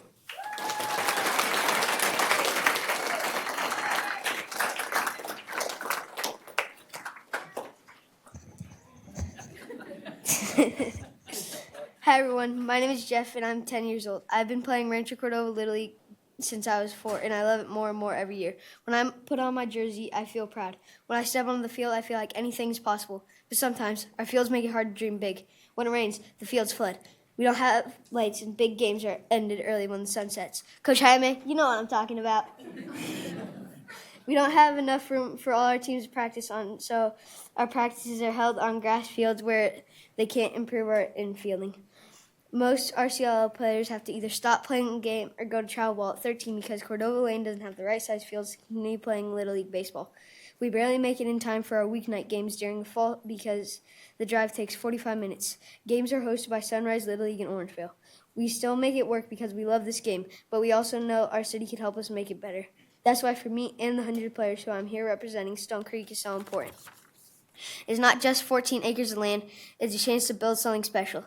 8 brand new fields, safe fences, a field house, and maybe even lights so we can play under the stars just like in the big leagues. It's a place where families can come together, where kids can feel proud, and where future All-Stars can fall in love with baseball, just like I did. This is an opportunity for Rancho Cordova to show it believes in its kids and in our future athletic development, that you believe in all of us. So please, help us build a field we can all believe in, a home for every kid who loves this game and dreams of something bigger, fields that maybe I will be fortunate enough to play RCL baseball on until I am 14 and ready to play on my high school's team. Thank you for listening, and thank you for believing in me and all my friends at Rancho Cordova Little League. We will make you proud.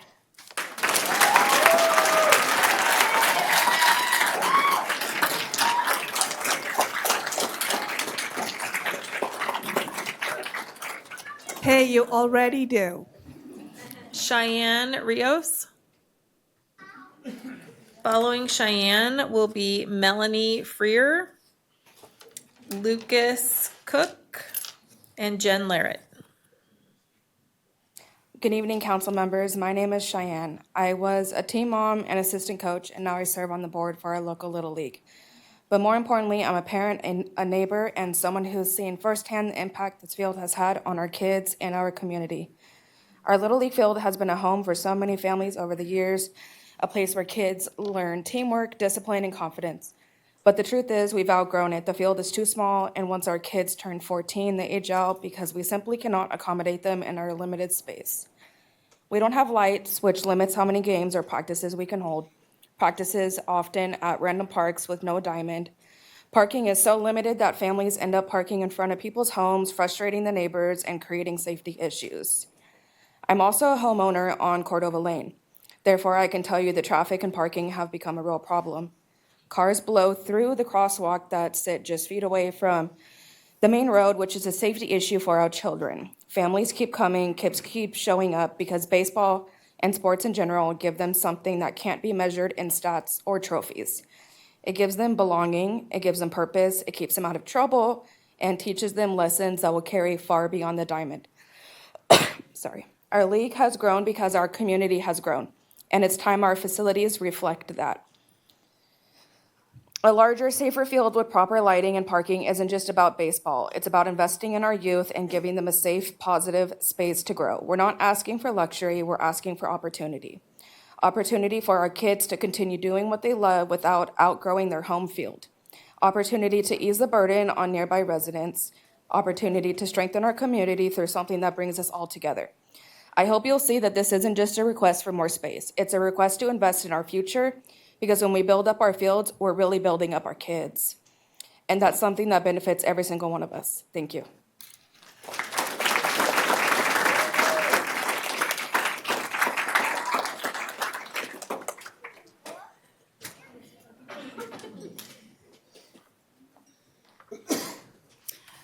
Hello, many of you know me. My name is Melanie. I'm the president of the Rancho Cordova River City Concert Band. In 2012, the city of Rancho Cordova and the Cordova Community Council reached out and embraced the Rancho Cordova River City Concert Band. I'll call it RCRCCB for short now, as the community band for Rancho Cordova. Since then, the RCCB has proudly become part of the foundation of the performing arts in Rancho Cordova. We have provided a means for community musicians to come together to bring the concert band music to Rancho Cordova and to encourage the youth of Rancho Cordova to explore music. We've become an integral support for Rancho Cordova's community events, including, but not limited to, Rancho Cordova birthday and anniversary events, Memorial Day, Veterans Day, 4th of July, artist receptions at City Hall, and State of the City. The band has struggled to secure performance dates at the Rancho Cordova PAC, as many of our local groups have also struggled with, including Cordova High School Band, Symphony del Oro, and theater groups. The RCCB strongly supports the development of the Rancho Cordova Community Center, as it will support multiple facets of the Rancho Cordova community. Investing in this development will be an investment in synergizing partnerships and relationships within many groups in Rancho Cordova's VA groups, the Sports Hall of Fame, interfaith groups, the RCCB, Symphony de Oro, the library, and the Cordova Community Council, which in turn then supports the growth and sense of community in Rancho. The Rancho Cordova Community Center will be able to support many performing groups, such as the RCCB and others who struggle to secure performance venues. So please continue to invest in the Rancho Cordova community by bringing the Rancho Cordova Community Center to life and energize the hub of this community. The Rancho Cordova River City Concert Band looks forward to the City Council investing in the joint goal of synergizing the local community partnerships to become greater than the sum of the parts by creating the Rancho Cordova Community Center. Please Thank wrap up you. your comments. Thank you for your consideration and support of this project.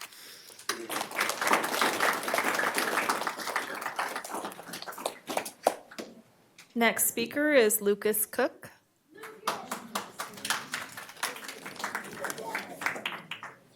Hi, my name is Lucas Cook, and I play for the Rancho Cordova Little League. Thank you all for the coaches, parents, and players who make this league so special. And thank you to the city of Rancho Cordova for taking the time to listen to our needs. I go to a charter school that doesn't have any sports programs, so Little League is the only place I get to play baseball.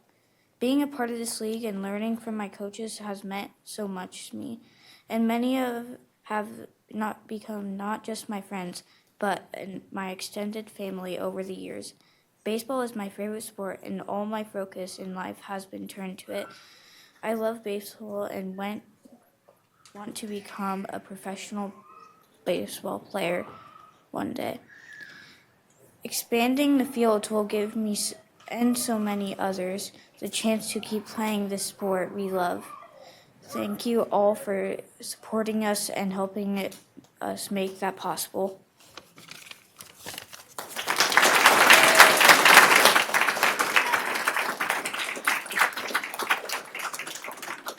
Jen Larrett. Following Jen will be Anthony Davis. Following Anthony will be Danielle Mercado, Shelley Blanchard, and Joshua Beach. Thank you so much for having me. You guys are faced with an impossible task tonight. First of all, I'd like to say thank you that we're even be able to be in this situation because some of our counterpart cities, we don't even have the option to have these discussions about these types of projects. So appreciate that.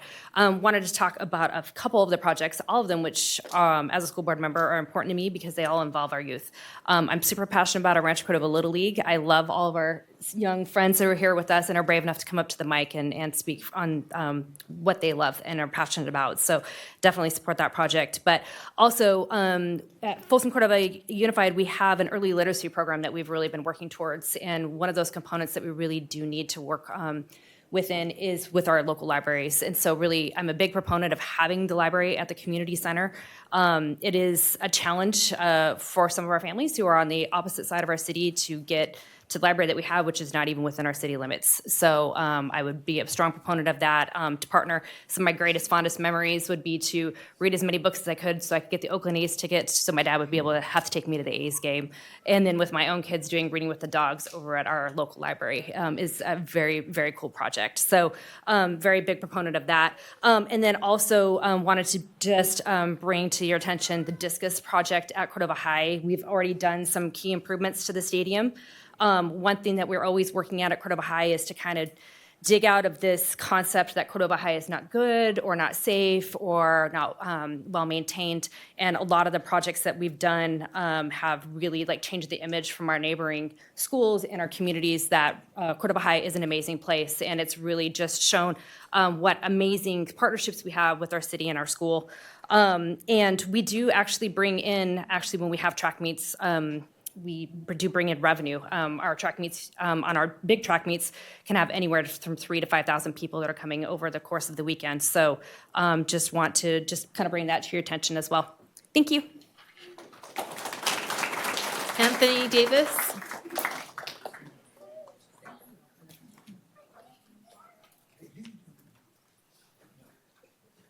Good evening, everybody, and thank you for having me. My name is Anthony Davis. I'm the Cordova High School track coach. And here to just give my opinion on the new discus facility. So one of the main concerns that we have right now with the current discus facility is some of the safety concerns. The discus facility right now the discus ring is on the field, on the football field. So that causes liability for accidents for people who are running track. We cannot do both events at the same time, so we cannot run the 200 and have the discus because, like I tell my kids, they would have to watch out for flying discs or UFOs. And people who are in the stands, if we have one of our great throwers, somebody, a spectator in the stands, might possibly get hit. Another one is just more practice. Like I said, the discus ring right now is currently on the inside of the field. So if we want to do practice on the infield, or if we want to share the field with one of our other programs, whether it's football, soccer, who wants to use the field, we can't share that at the same time. And we could only have our discus throwers throw at specific times, and we can't utilize the facility like it could be used if we create a new discus ring or rings up top. And then for meet purposes and running a meet, Cordova High currently hosts 3 meets, but we've always been asked to host more meets specific for throws because we have a great throwing facility right now for shots. Our discus, we only have 1 ring. To host a specific throws event, it would make more sense to have 2 rings or maybe even more up top so we could have more athletes participate. Right now, we currently only allow 3 athletes for each division, so that's maybe 12 athletes for a whole high school team who might have 100 athletes to compete, which doesn't make sense. So you're having some athletes not being able to compete because we just don't have a facility that they can compete at, or we don't have 2 rings. Please wrap up your comments. Other schools have 2 rings. And then just building on the tradition of excellence, we have since then have created a youth program, the RC Track Club, and they are growing very big, one of the biggest programs here in Sacramento. And our throwers are leading it. So we need to give them better facilities so they can practice and be better. We do have a showing at the USA Junior Olympics every year, and most of them are our throwers. Thank you again for your time this evening. Have a good one.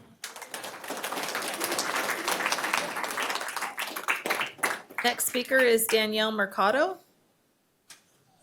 Following Danielle will be Shelley Blanchard, Joshua Veach, Robert Palop. Robert P. Thank you. Good evening, and thank you for your time. My name is Danielle Mercado, and I'm the Hummingbird Theater Company founder and artistic director. I've lived here for 15 years, and I've been in business here in Rancho Cordova since 2018. I'm here to urge the city to invest in something our community truly needs, a new community center. And I'm all for baseball. I am totally all for that. I think they should have everything they want. But also I'm here to advocate for the arts groups as well. Rancho Cordova is lacking a central place for people to gather, learn, and connect. Our current community spaces don't meet the needs of our diverse population. I've been doing theater in this community for 8 years, and it's been a huge struggle to try to find consistent space to build momentum so that we can make a thriving arts program in this city. One of the things I'd like to do in the future is offer children's theater and programming, but because there is no space to rent consistently, I am unable to do so at this time. We have no home base. All of the arts groups are also all spread out in different locations, changing all the time. So we have no place to centralize. We can't work off each other. Can you imagine if the theater and the band put on something together? Can you imagine if the theater and the Veterans Association put on A Few Good Men? Like, that's something that I would love to see. Imagine a vibrant center, after-school programs for not just kids, but also adults, bands, orchestra, theater, acting, voice lessons, piano, music, the veterans, the Seroptimus Club, job training, fitness classes, language courses, a ballroom to host community events, weddings, workshops, meeting rooms, and safe spaces for all ages, a true hub for community wellness and opportunity. It's not just a building for all of us, it's also a lifeline. It keeps youth engaged and safe. It reduces isolation for our community members. Please wrap up your comments. And it builds pride in our local leadership and our community. And I urge you to think about this wonderful proposal. Thank you.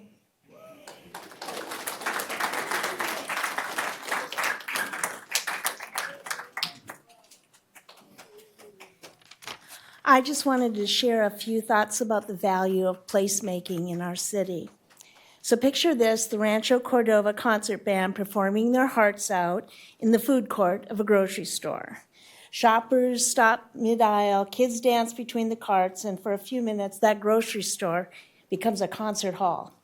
That moment captures who we are as a community. We make something out of nothing. We create connection wherever we can find it, but imagine what we could do with a place of our own. Wouldn't it be lovely to attend local theater in our local theater? Wouldn't it be grand to have a place for veterans to welcome their own at the Rancho Cordova Veterans Center? That's what placemaking's all about, transforming spaces into centers of energy, creativity, and belonging. A community center isn't just a building, it's the heartbeat of a growing city. It's where neighbors meet, ideas spark, and the next generation learns what community really means. Rancho Cordova now has over 85,000 residents, a city ready for its next step. We've already seen the power of place. The MAC has transformed our art scene, and the Mills Complex gave girls softball a home. Imagine giving that same foundation to every resident, to every artist, to every student, to every little leaguer, and a family looking for a place to connect. You've shown such vision most recently by investing in innovation at the AI Hub. And you've invested in excitement with the sports arena. Now let's bring some of that boldness to a project built for the very people who live here every single day. Let's build places that bring Rancho Cordova together. Let's build Rancho Cordova Little League. We support your field of dreams. We should build that. And let's build us a community center. Thank you.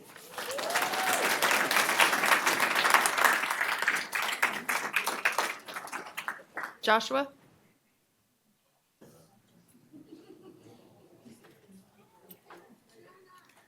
Hi there. My name is Joshua Veach.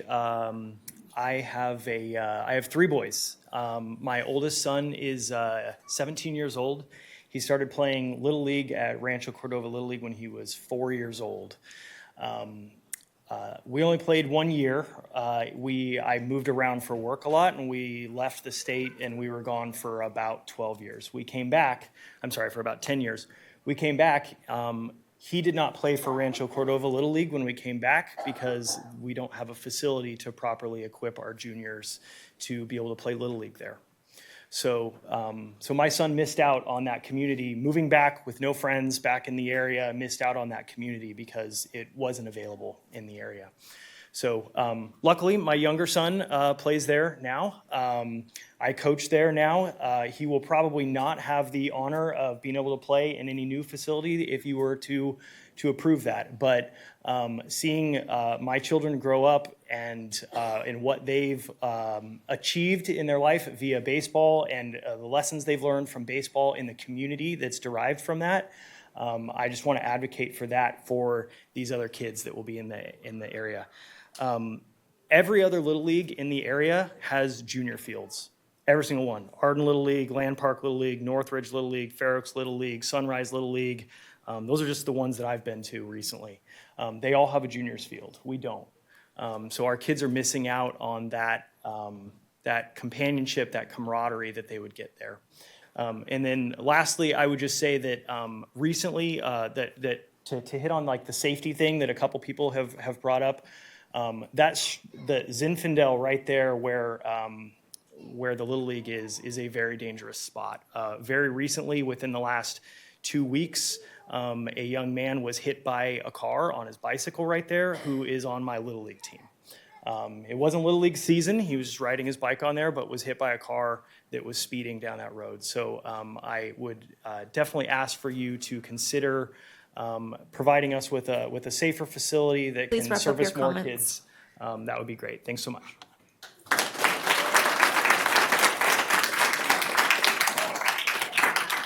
Robert?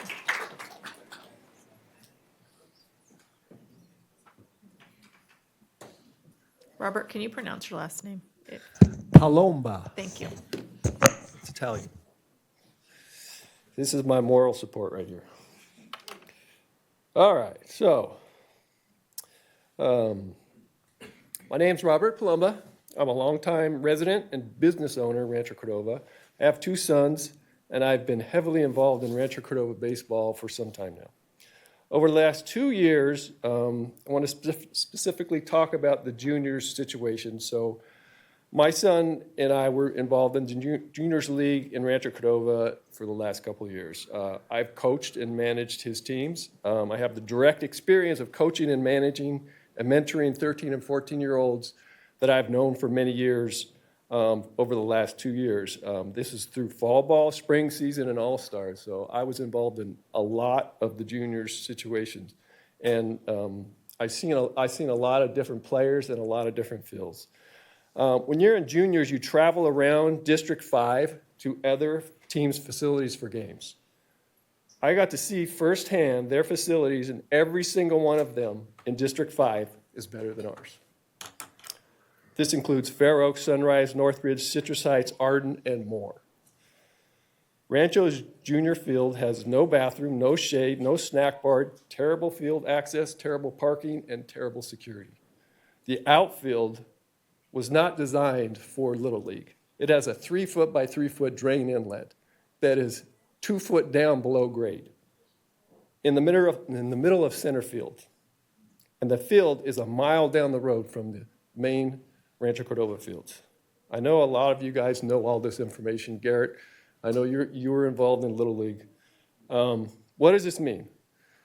We lose players. It's already been said. But more than that, we reduce the Rancho Cordova Little League family. My voice is broken up here because I'm listening to these people talk and the kids. I coach this kid right here too. It's hard for me to express to you how much the family part of Little League is important. Everybody is here because they're part of this family. Okay? Please wrap up your comments.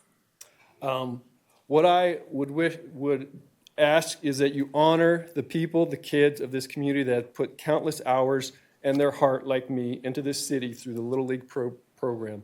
Build us new fields and join the juniors field with the league. Thank you.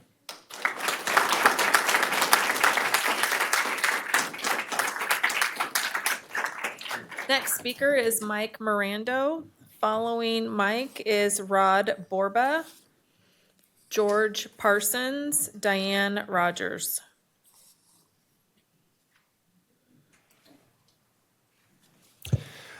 Hi, everybody. My name is Mike Mirando. I'm the president of the Rancho Cordova Sports Hall of Fame. And I got to tell you, the other night when I was at the MAC, I saw the presentation of the Cordova Community Council's proposal for a community center. That is a big league proposal. I'm more excited about this project than any of the others. And that's saying a lot because you have a lot of great ones before you for consideration. But you're talking about a central meeting place for everybody, all of our service organizations. And Councilmember Budge talked about the importance of partnerships, okay, earlier when she was talking about the veterans group. There's a natural synergy between, for example, the Hall of Fame and our alumni that you had pointed out earlier, the coverage that we had in the Grapevine. What a great thing it would be to have a Hall of Fame that people could go to and also pay homage to our alumni, which, by the way, we have 3 alumni pages that are actively managed that attract more than 18,000 people. Now, that's 61 graduating classes at Cordova High School. So this, when I saw that, it just brought a welt to my eye, and I would strongly urge the council to consider moving in that direction to approve any funding necessary. What a great idea. And you know, I didn't come tonight to talk about Little League baseball, but based on what I've heard from our friends from Rancho Cordova Little League, wow, talk about the rich and storied history that this town has. The future Hall of Famers of tomorrow are standing right behind me. They're going to be walking in the footsteps one day of people like Randy Lurch, Larry Wolf, Niles Nyman, Jerry Manuel, Jim Bardwell, Chris Nyman, Nora Meunier, people like that, Hall of Famers Jason Harper mentioned earlier that we had 20 of them go to the major leagues, and additional 40 were drafted by major league teams, most of which played on the fields of Rancho Cordova for Rancho Cordova Little League. Strongly consider this moving forward. I'm in full support, and so is the Hall of Fame. Thank you.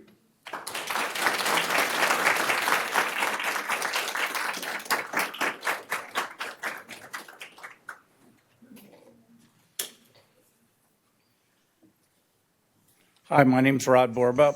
I have 2 cards for you, Rod. 2 cards. Can I speak twice? No. Just once. Okay, well, can I have 1 extra minute, please, Chair? Okay, so I'll talk real fast then. So, you know that our league was the recipient of a new complex, and that was 11 years in the making. I would like to, challenge you to address the needs of the Rancho Cordova Little League. We started our process back in 2009. If I hadn't stayed as a volunteer on that organization, that complex does not get built. It takes a lot of energy from the volunteers. Cassie, she's been at it for a while here. It is time right now to really super address this need in this community as we all walk the streets of Cypress and Anatolia, and in my area of it's growing. You've made a great commitment to this city, not only in its sports, music, and where we're going in the future.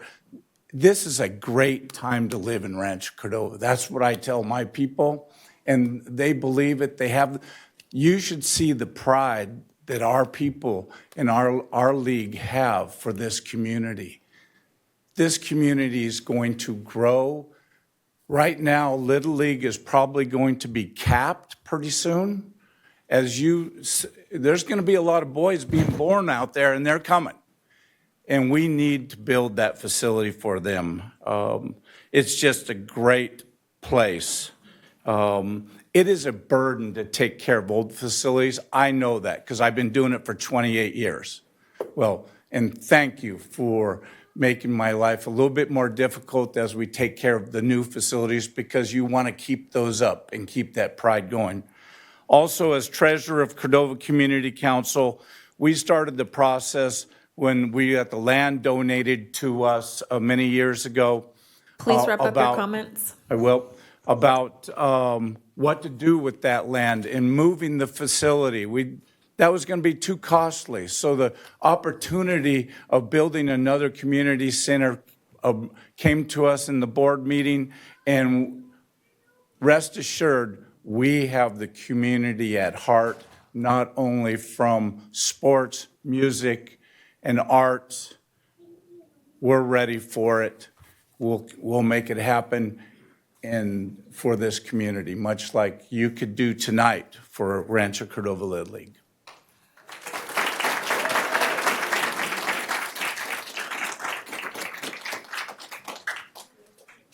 Remaining speakers are George Parsons, Diane Rogers, Dahlia, I should know this, Bottle. Let's see, hold on. Now I need to put on my glasses. Hold on just a minute. Matt Gillian and Daryl Dlingwell. Thank you. All right.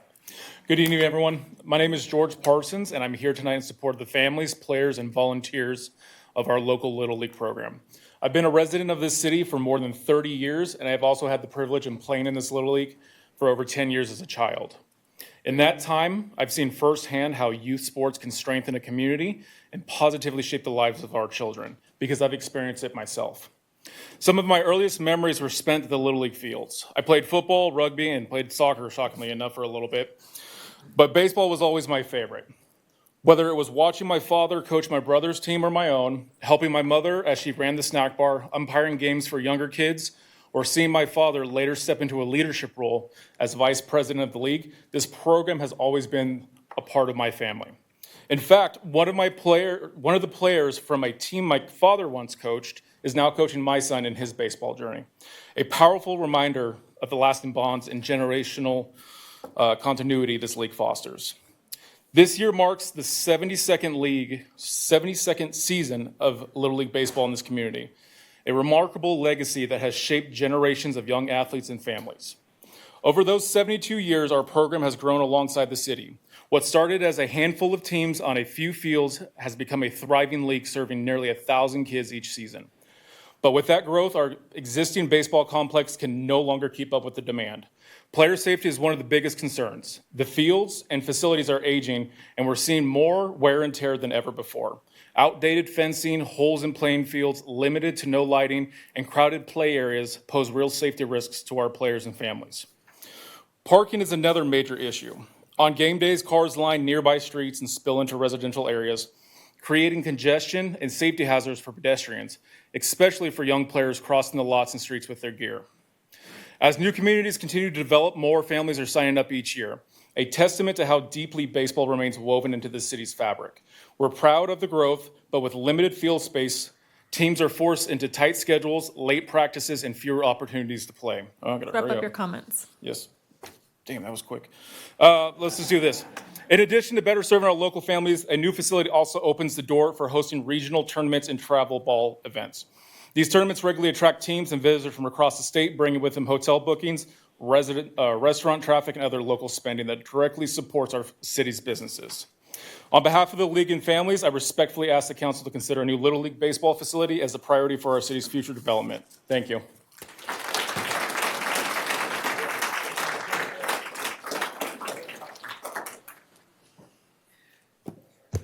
Good evening, Madam Mayor and members of the council. I'm Diane Rogers, President and CEO of the Rancho Cordova Area Chamber of Commerce. My responsibility is to ensure that the voice of business is a mix of this conversation. I should also, as many of you are probably well aware, am a positive and passionate advocate for sports. When I was growing up, a community center was a place where you learned to use your 35-millimeter camera, or took line dancing or square dancing was another popular choice. However, this is not what this potential incredible space can be. Can you imagine a Welcome or Explore Rancho Cordova Center? A meeting site for Leadership Rancho Cordova. Classrooms for our small business training programs. A hall hosting a business speaker series. A sound studio to record business training classes and seminars and podcasts.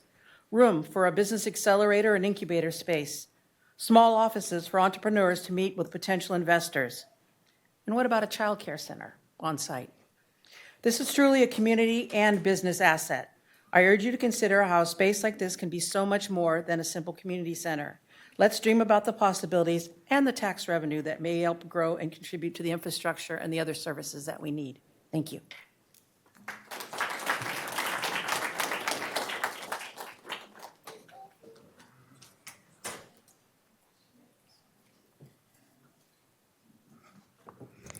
Good evening, Madam Mayor, honorable council members. My name is Dalia Fado, formerly employed with the city of Rancho Cordova in the fantastic Public Works Department.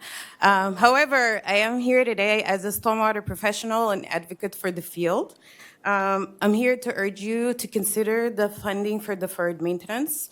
Deferred maintenance is a challenge for all utilities and facilities. However, I would like to highlight that for stormwater, we even have additional challenges. One, the 218 process that's required to do rate increases, as we have found out the hard way, that it's very difficult to increase rates for stormwater.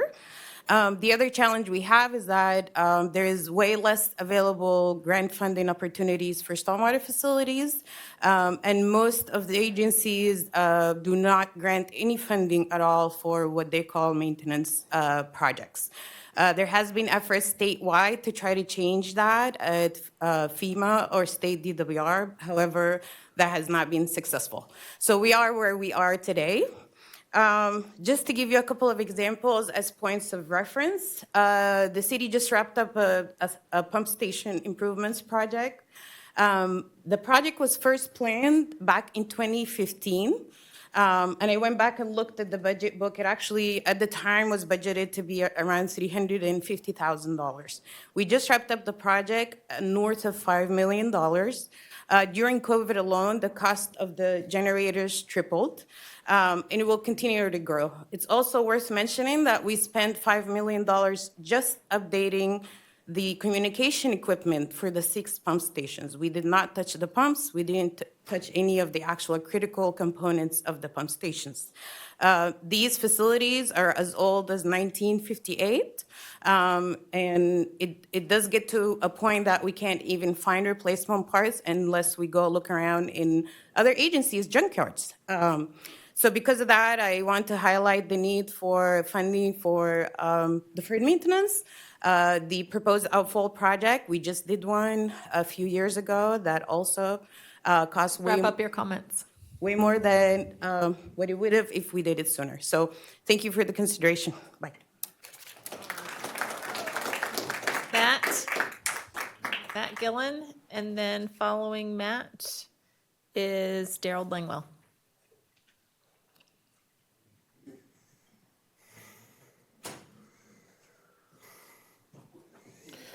Good evening, members of the City Council. My name is Matthew Gillen, and I'm served in the United States Navy for over 23 years.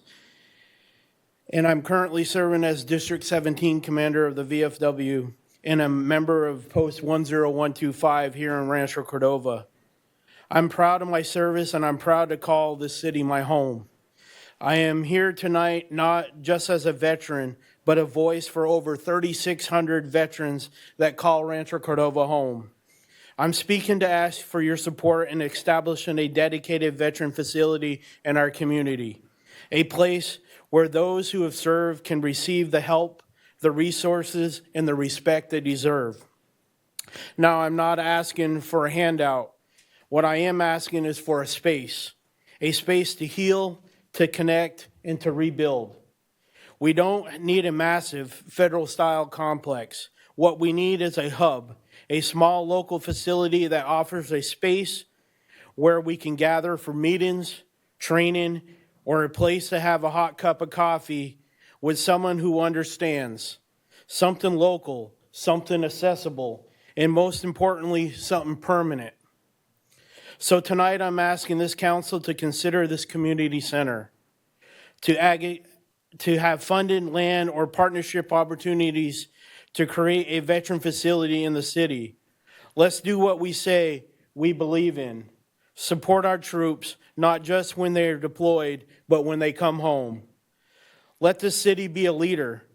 Let it be known that here we honor our veterans, not just with parades and speeches, but with action. Thank you for your time and listening not with just your ears, but with your hearts. God bless you and God bless our veterans. Thank you.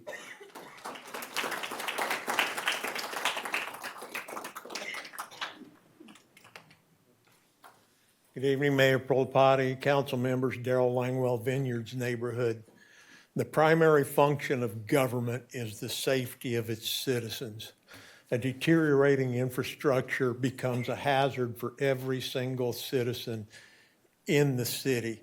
So I would encourage the council to put as much money as they can into getting us a good, solid, sound infrastructure for the safety of every single citizen in the city. Thank you.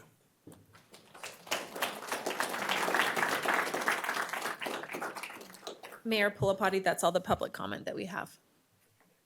Thank you, and thank you all for staying up so late Hold on, and giving just a all your second. comments. And we have one more. Sorry, there's a paper clip.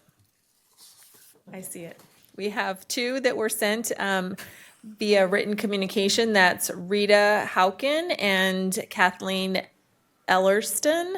Those have been distributed to the council and placed in a binder in the back of the council chambers. Thank you. Well, thank you, residents, for your passionate comments. Turn it over to council for their comments. We'll start with Dr. Sander. Thank you, Madam Mayor. I want to thank everybody who showed up tonight to talk. I think that was awesome testimony. We probably don't get enough of that here in this room. It's great to hear from all of you, and I'm also including staff in that. That was great analysis that you gave us for that project as well.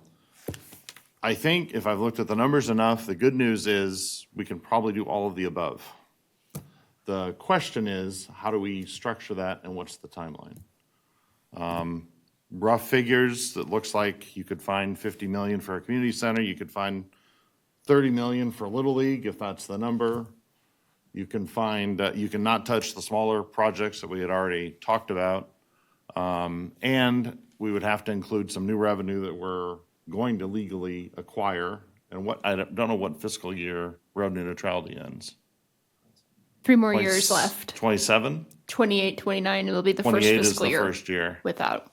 Right. So that will certainly change sort of the functioning of us at a significant level, an additional 12 million, 14 million, some sort of number in that range a year that currently is not tagged for anything other than paying the county for our freedom, which after 30 years, I guess we finally done. And now we will get to keep that revenue instead of paying the county every year. So I think, because some of these projects will take years to mature, that we can probably accommodate all of that within the dollars I've seen. It's interesting to me in a couple of ways. I'll just have a couple of notes here and then let other people comment. One, in about 2005, the school district was proposing a school bond. I think that was the year. Debbie Betancourt was the superintendent. She came to me, and said, I want to do something in the community. What can we add on? And the thing we knew at the time that was the biggest problem was Little League. In terms of organizations, there were lacking facilities. It was the largest sport. Soccer was taken care of. Girls softball was half the size of Little League, so Little League sort of cropped up. And they operated on school property. So we cut a deal, and the deal was they would allocate 7 million, 8 million, 6 million, whatever was left on that bond to fix Little League. This is about 2005. A couple of years later, they figured out we can't do it because that's on Cordova Lane's property. State law doesn't allow school bond money to improve athletic facilities on a non-active school district site. So we had to go to next on the list, which was girls softball.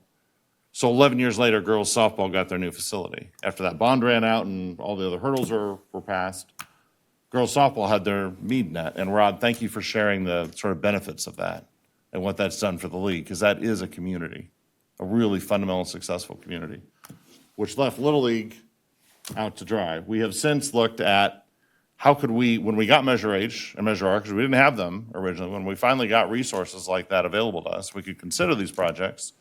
Little League again cropped up with lots of complications. To add the big field at the spot where they are, Cordova Lane, we'd have to consume almost the entire park that's there. That's owned by the park district. The rest of the facility is owned by the school district. City owns none of it. So the city is trying to juggle these two agencies who have competing interests and demands and legal requirements, sometimes cooperative, sometimes not. We thought a couple times we had a deal. Those have never come to fruition. In the meantime, the city has acquired property elsewhere. And as you can see from the numbers we saw tonight, we now have the resources should we choose to do it. So I think Little League has waited long enough for this.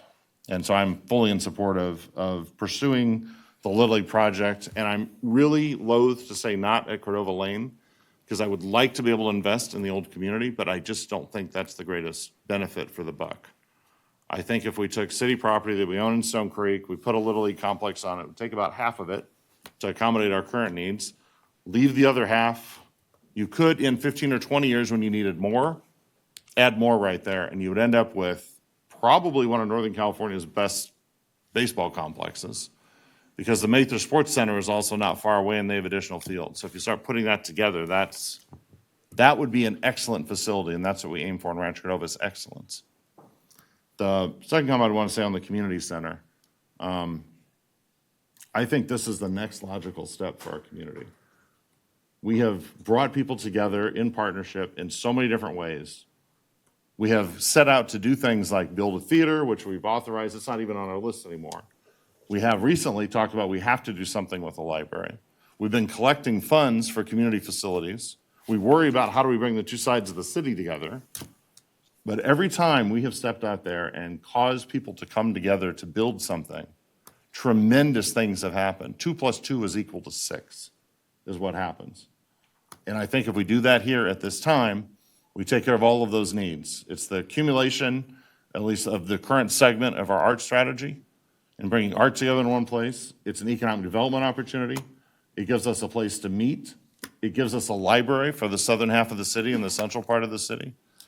You know, right now, if an organization wants to raise money, we don't even have a place to do a crab feed, which has traditionally been a huge fundraising mechanism in Rancho Cordova.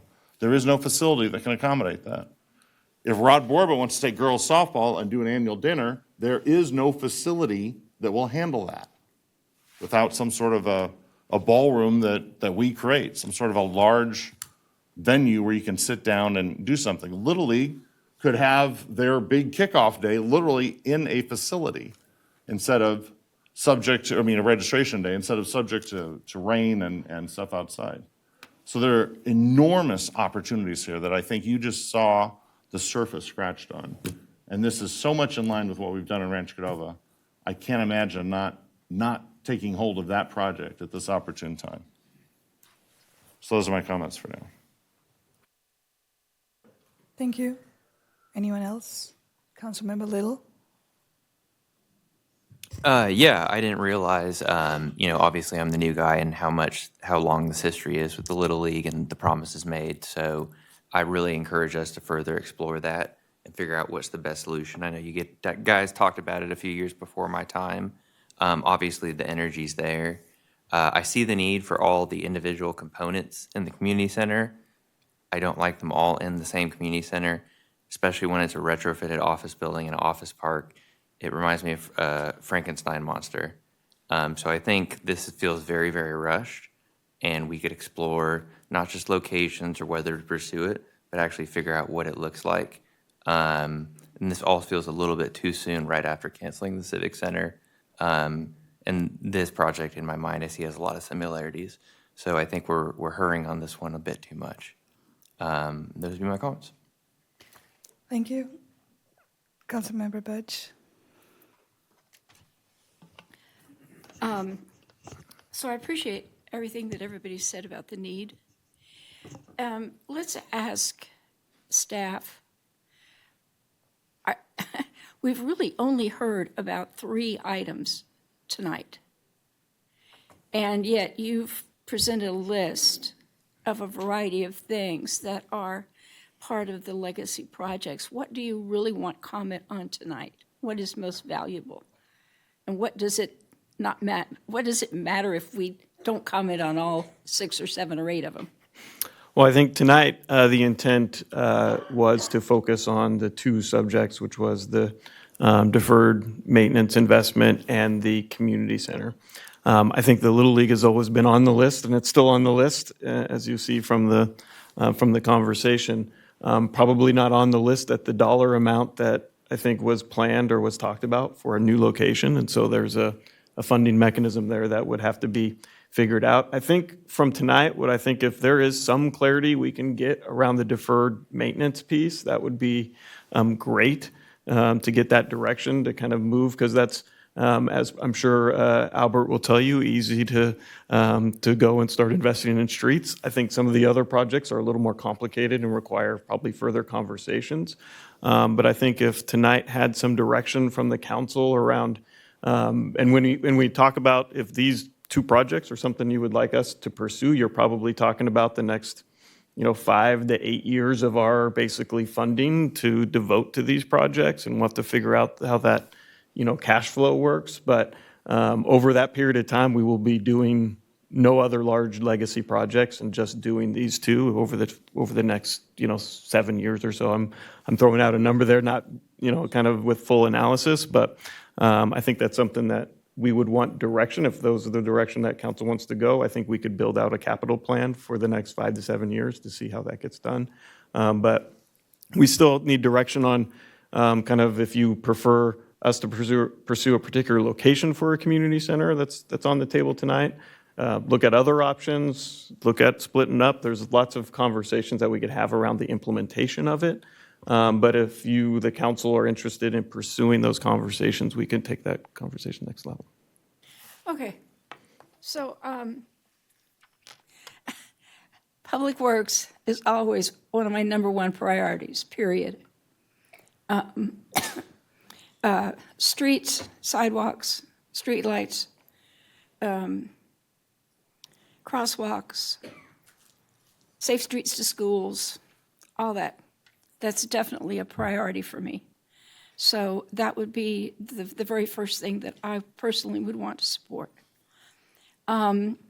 Secondly, having a grandson who did try to go through Little League, and having played on the Mitchell Field, and having played up at whatever it is in Citrus Heights, and then down in Elk Grove, I'm inclined to agree with everybody that we really do need to do something about Little League. And since the state declined to use the location at Stone Creek, it really seems like a logical location to look at. My only concern there is the fact that if we're going to do lighted fields, there are now, granted it's a large area, but there are now homes across the back fence over there, so we would really have to focus on shielding any kind of lights so that it didn't impact local residents. And since Cordova High was able to put up lights at the stadium, and granted it's really kind of only one-sided because there's the Cordova Meadow apartments on the other side, but it's managed to work out. So maybe this can be done. So given that we have a piece of ground that seems to be in a logical location, then I would definitely support that. My concern is the community center. And for a couple of reasons. I'm not sure that's the appropriate location. And I could be talked into the fact that it might be, simply because it's sort of in the middle of town. But I have significant concerns. Comstock Johnson is a wonderful architect. But if we're going to actually make this a community center as a legacy, then there's way more that needs to be done besides their programming diagram. There needs to be outdoor space. Some of those concrete tilt-up walls are going to have holes cut in them so that there can be indoor-outdoor flow. I've been told that there's a possibility of using the roof for events. This is basically, it's just basically an old office building that somebody has thrown a bunch of uses into. And that doesn't work for me. I also have concerns about whether the city should be the owner. We were going to be the owners at Mills Crossing, and we learned a lot over there about how to design something and how to put a lot of different uses into a specific location. And we ended up eliminating that because it all didn't work. It all didn't feel right. It all didn't have the, number one, it didn't have the space. It was only 9 acres. And granted, if you're looking at this office building, I mean, it's got unlimited parking, but it also has 0 public transportation. And the entire interior concept that they've got here needs to be looked at by an architect who really does this kind of thing, not by Comstock Johnson, who are wonderful architects, but in their genre, not in this genre.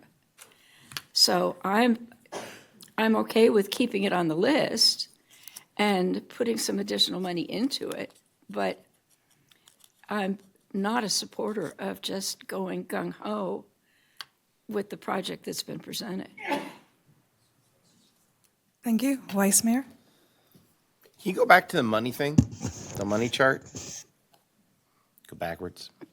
Back. Keep using it. That's the wrong button. Click forward. That's the opposite direction. There we go. Okay, so just to be clear, we got rid of, we didn't get rid of, I'm sorry, that's inappropriate. We shelved the first project, and that was $50 million, correct? Or $150 million. Are you referring to Mills Crossing? Yes. So it was a $120 million project, and we had roughly 40 to 50 million of cash reserves towards it. Okay, so we got 40 million there. And then we have the mine shaft project, which we're not doing, is another 10 million, correct? Correct. Okay, so that's 50 million. And then don't know what land acquisition we didn't buy. I'm concerned about that because I don't know what we missed out on, so I'm gonna find out about that one. So there's $50 million. There's something in Mather we didn't pick up to put towards any project we want, correct? Correct. Okay. These were just set as the bottom three: the land acquisition, the affordable housing, and the economic development are set asides that were determined by council, but they could be changed. Is the 17 million in the 15 million? The 17 in the capital facilities fund, Yes. Is that part of the 50? that was with Mills Crossing. So that's with Yes, Mill Crossing. that Okay. was, yes. So the 43 is those projects that we have in here. Then we have 16 million. Was that also in the Mills Crossing? 16,300,000 community impact fees. Roughly 10 to 15 was set aside for Mills Crossing, yes. So there was, okay. So There's that been was- some growth in that fund recently. Okay, all right. So swing back. So it's boring, but I know we have to do deferred maintenance. So Albert, please stop asking for more money. Please stop coming back here. Just, that's enough, all right? Can we call it after this? Really appreciate that. The second thing is, so just some brief history. Been working with the Little League forever. God bless his soul. Poor Dennis LaMentia basically championed making the Little League into what it is. And so we're looking to basically overcome something. The problem is the one person that should be giving us parks and stuff to run our base field isn't in the room because we don't have a good relationship with the park district. So it's hard for me to be like, okay, because what we're doing is because we don't have a good relationship with the park district and we're just repairing the relationship with the school district, we can't put it on the piece of property that we were supposed to invest the money on. Anyway, so now we're looking for a new piece of land. And that land is awesome. How much is the land next to the land, our land? So we have our land that we just bought. How much is the land over here? This was So I think we have 30 acres off of, I forget what street that is. over Spotto there. and North Spotto Mather. and North Mather, and there's 10 acres basically on North Mather. Okay, so there's that one that we own. What about across the street? That's the other 10 acres. That's the other 10 acres. So that's 30 it? acres at the corner, basically, so- and 10 acres next to Bureau of Automotive. Right, so the land we own is the 10 acres, right? We own all 40 of it. No, I meant the land that we don't own. No, the piece of land that's across the street, like, we don't own that part, right? I will point at a map in a minute. If there is a piece of ground between the reservoir right. and the, Generally, I think if there's direction to kind of pursue these opportunities, I think we would want to have a conversation around what's the right approach for getting the best kind of totally spot and understand, transaction. I'm trying to set I'm setting Actually, things, it's but not you're not Spotto, helping it's- me out at all. Sorry. You're not helping me. it's not Spotto, it's Bear Hollow. Yeah, well, there's Bear Hollow. Bear There's the Hollow piece of and North property we Maker. own, the big chunk, and then next to it on the left side that we still are in some stuff with. What's that? How many acres is that over there? Good Lord. It goes from Queens Arbor to North Mather, Do you know what I'm talking about? along Bear Hollow. I think there's a piece of property across the street that is about 50 acres that is privately owned. That one. Yeah. Okay, so there's 50 acres. Yeah. Yeah. Huge parcel. Yeah, well, the thing that we all talk about, but we don't talk about. So there's plenty of room to grow this amazing complex of soccer and baseball. and have it all in one location and have everybody in the community in one spot, which is really what we want in the future. So it's about damn time we put this in place. Now, you guys are going to have to battle with us because we're going to have to have a lot of talk with our community, the members on that side, about putting up lights, because if we're going to build this, it's going to be lit, and we're going to have to name a field the Dennis LaMentia Field. Just be prepared for that that's happening, because it's time, and I just think it's the right location, because we can put enough baseball fields to do that, and that's also where we should put our sports field. I just don't know how you're going to do parking yet, and that's not my job, that's Albert's job, along with taking $20 million from my pocket. So 100%, it's if we can, I don't know how, I didn't know we were going to talk about this project, but I'm excited. Is it more like put more oomph on this to see what we can do in that location? Because that, in the end, if we can't make it work there, we can make it work somewhere. But how do we say, like, I don't want to take away money that we need to possibly buy land for them if the land that we have right now doesn't work? I think we should do the appropriate work and analysis to find out the right location versus just picking property that we happen to own. Oh, and so I 100%. think, part of this would be coming back with the council with some options and strategies if you decide to move these projects forward with kind of options to pursue the different locations. There could be other conversations around the center property. There's other properties that are kind of out there that we know of, and so I think we'd want to make sure we do Plus there might full be analysis. there might be land that's behind Costco that's available to us that might be a better home for the overall, so we could all come together. So we shouldn't try to hamstring ourselves. We do have land. We can put it there. It might not be the best, but I'll be damned if we don't own the land this time.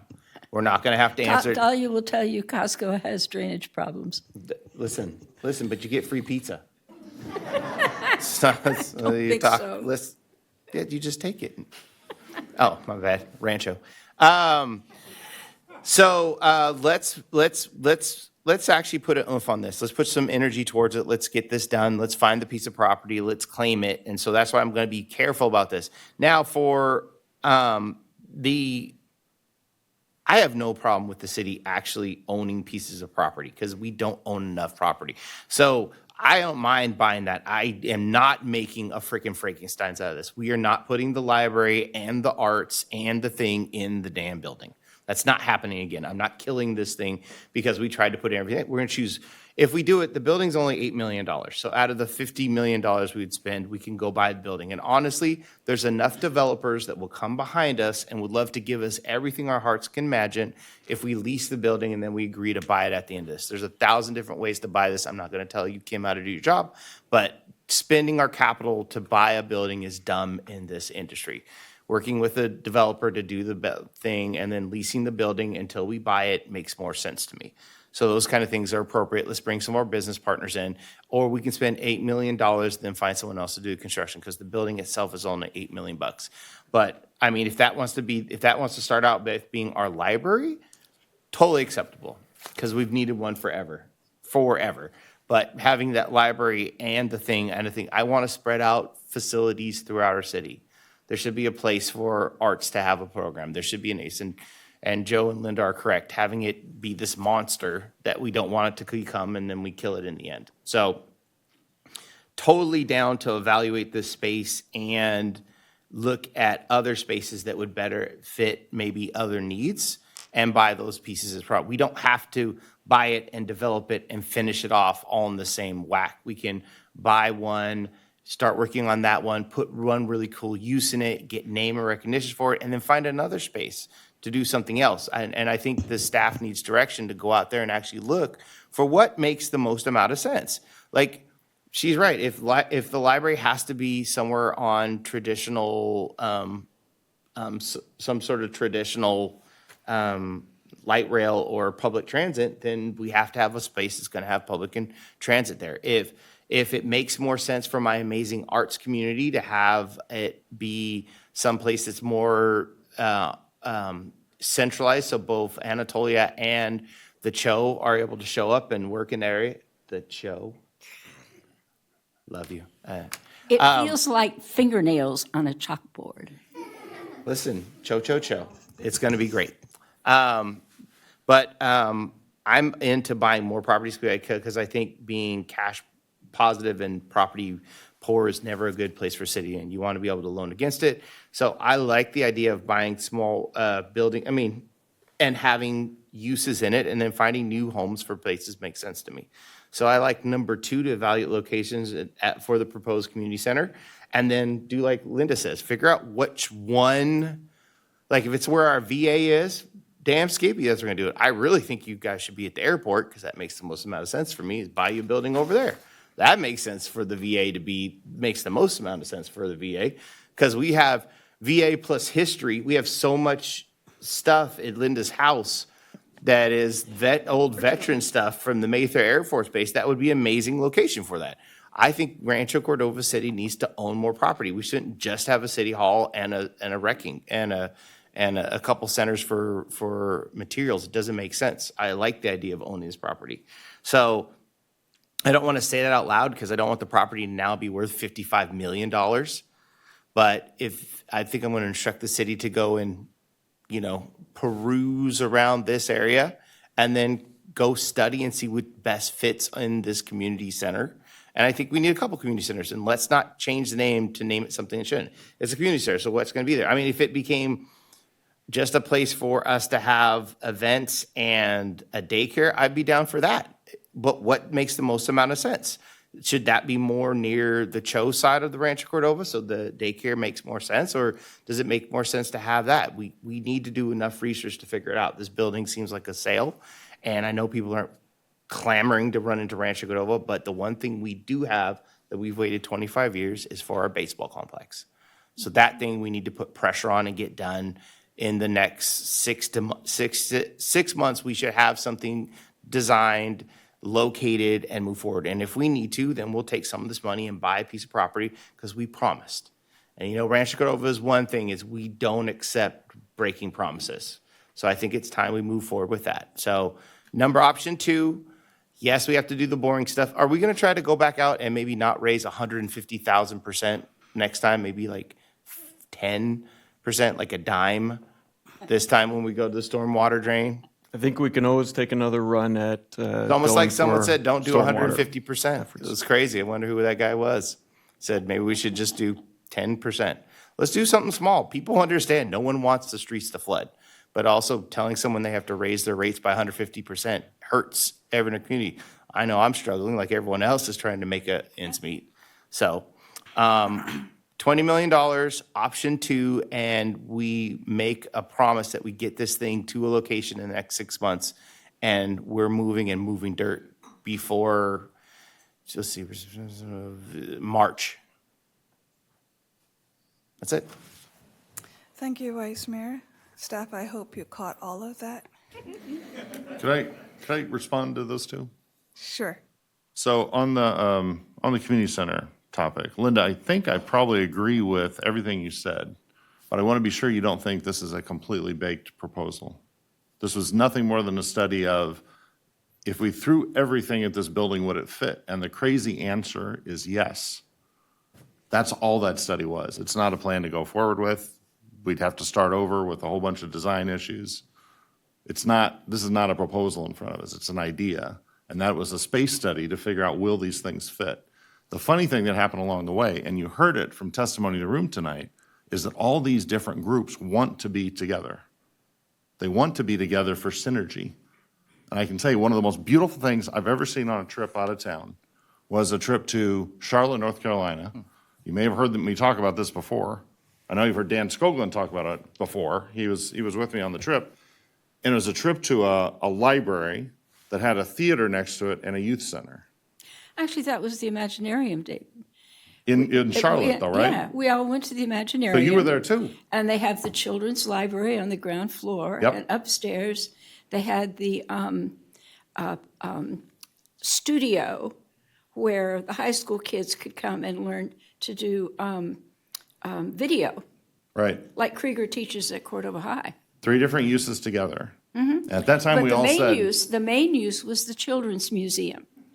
Well, the theaters are big too, because they were doing fancy stuff in the theaters as well as children's stuff in the theaters. There were 2 in that complex. And we always thought that was the most beautiful synergy, between uses. So you have a library that drives sort of constant activity through the building. You have theater spaces that you can do stuff for kids in, and you have the youth center, or children's museum, all happening in that same spot. So the idea with this is that the musicians and the theater people want to be together. Even the veterans said they wanted to be with the other groups. Everybody wants to be together. And the situation we're in, and this was Garrett's idea when we talked about the mine shaft, find a big office building and try it there. And I think we kind of discarded that, thinking, oh, we're going to save the mine shaft because it's such a historic building. That was too expensive. This is cheap, and it's almost, 5-6 times as big as what was being proposed over there. So this is it's a bit of a bargain, but all those issues you listed, Linda, I think we still have to address. But in the process, just don't think about this as being totally baked. This is the only thing we're going to do, is this plan. And I urge you guys to listen to what the community groups are saying about wanting to work together. And this building is this area, there are other buildings around we can look at. This area is right smack in the middle of Rancho Cordova. So if you live on the north side or all the way to the south side eventually, this is in the middle of town. I think it's economically makes sense. I think it socially makes sense. I think our partners, and we're built on partnerships in Rancho Cordova, are asking for it that way.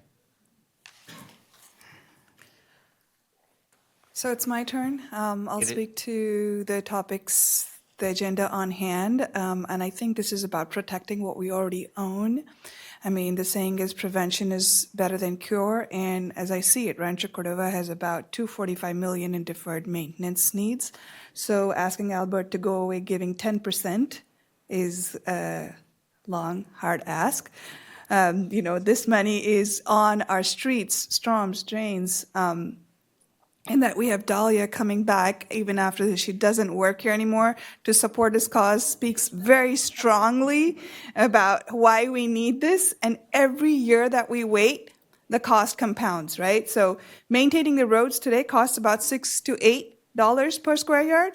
And if we keep waiting, that jumps to $60 to $100 just by waiting. And that's 10 to 1 difference.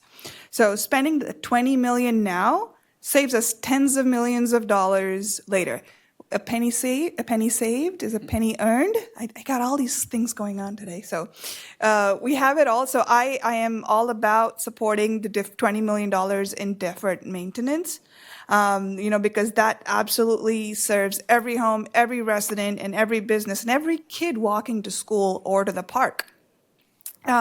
Speaking of kids and parents, thank you so much for being here today. Little League and sports is absolutely something that we need kids to get out of being indoors. Though I'm a huge proponent of tech and technology, kids, you need to be out there playing.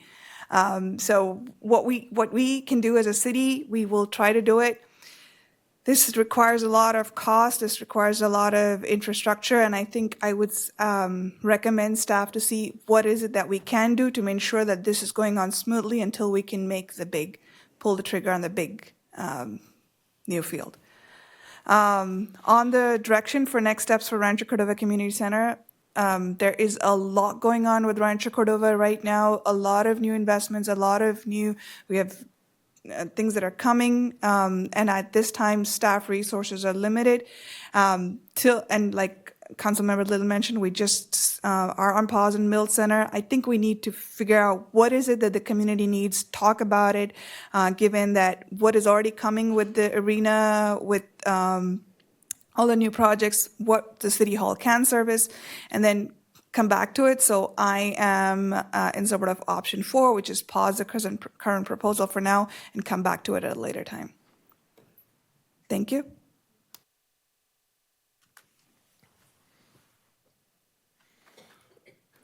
So Micah, can I add one comment? Albert, I hope if you needed more than 20 million, you would tell us, because we really trust you and you know what the needs are. I mean, when I graduated college and law school, the first thing I did is pay off all my debt, even though I could have made more money in the stock market, because no one likes kicking the can down the road. And I view the deferred maintenance as essentially an unpaid debt. So if there's a further need, I hope you would share that with us, because I'm sure we're happy to support it. I appreciate that input and mirroring what the mayor said, that addressing the full amount of over $200 million. This would just be a beginning of that journey.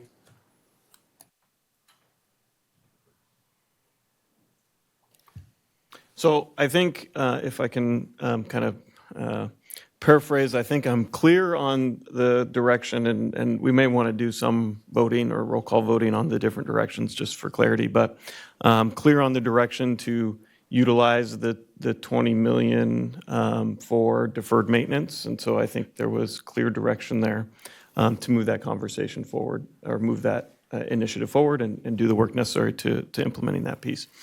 On the other legacy projects, I think there's a little less clarity, and I think there's maybe some work that we need to do on our end to bring some conversations back potentially to talk about options.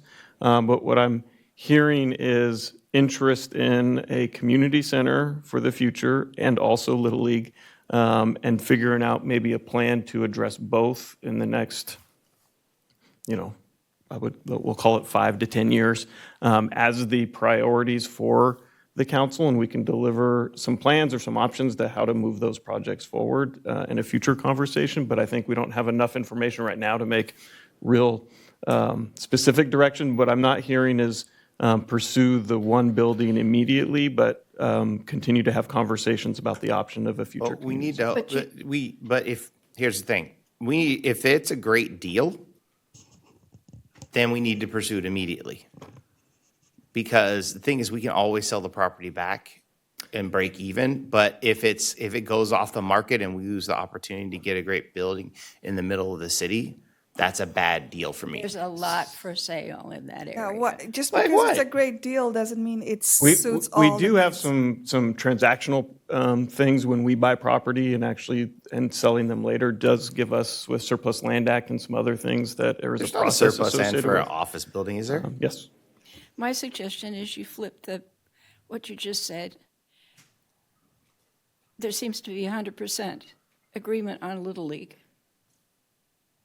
So that's a question to make sure if, kind of want us to pursue an option that includes Little League. That would be probably, with a new facility, would be much more expensive. And so we're talking probably, I think when we talked about this before, it was 20 million. No, it was like 40 million, I think, at the time. It was on the order of 20 to 50 million. It really depends on what you're trying to build, where you're trying to build it, and the scope. So we need you guys to come back for that one. So and I the think property. we're asking for a plan for both of these, Yes. Whether it's the community center or the Little League, basically a plan for implementation. But as I kind of mentioned earlier, if there is a plan to move forward with both of these, would pretty much be the projects we would move forward for the foreseeable future. Go ahead, Albert. If I can just add very briefly, those numbers are a couple years old, so the prices would be greater than that now. What if we got it on discount? Then that would be great. We could just have Nick do But we the already grass. own the land that we're talking about for Little League. We own the land that could potentially use for Little League. I would want to make sure we're utilizing the best resources available, and that could be a piece of property that's more valuable as something else, and We understand. find the right spot for it. So what I'm hearing is a conversation to come back around these other two legacy projects. And I need you to put a sense of urgency and go find out about the property that we might turn into our civic center. The two pieces, we need to know about that. If there's some sort of deal, because it does seem like it's highly affordable for that area. I will say there's 3 other buildings right next door that are all vacant, and so I think, there is not currently a shortage of options, but I think what this exercise did tell us is there's actually opportunities to do something with existing buildings, and so we can pursue those different options. And David brought up, the fact was that we were going to try to move a building that was old for $150 million. And that was crazy. There's Love also you at guys. least one for sale on disc. Listen, if we're going to start buying property, I am not against it, but There are some parameters, if you're going to have a big space, which is one of the fundamental needs here, you have to have big parking. I got it. Luckily, our office We park have in many big places parking. can offer big parking. Get out of here. I got this. Yes. I feel better. We do not lack for parking. So I think it sounds like an option number 2, which is shop around to see what it is, and then do a little more exploration for the council on what sort of things might make sense in there. Yes. Because I just want to make sure we get the right building, because I don't want, like, I do like the idea they want to be together. I just know that we Frankenstein's the first one, and I lost my parking and my basketball courts. So that means it's unacceptable. So let's just focus. And on I will what's say, important. there's balancing a lot of different interests in these different activities, and we're not always going to find the solution and meet the need for everybody. Because And so we're- it's the reason that we've always talked about doing a Veterans Hall and museum where the wing headquarters building was. That's why we preserved the design, and you all went out and worked with the county to get hold of it. So I think generally, and maybe we can make sure have the right direction, and I don't know if we need to vote for this. It doesn't require a vote, but I think I have pretty good feeling on the first position on the options. The second one is basically come back with some additional information, but including the option 2, which is pursuing the community center location. And as an option. direction, you've now been given clear direction by 5 And the people Little League. that it's time to get the Little League done. So we need to move a little bit faster on that. So that one's, and then the third one is specific, we're interested in it, we just don't want to put it all in the same. I think it's bring back a proposal of what the Little League would look like in cost as an idea. Yes. As far as it, before deciding that that's what, is the direction today. Yeah, and have it built by the end of next year. I appreciate the enthusiasm. Good answer. The kids would like to know what your dog is called, Joe? Someone's complimenting him finally. His name's Champ.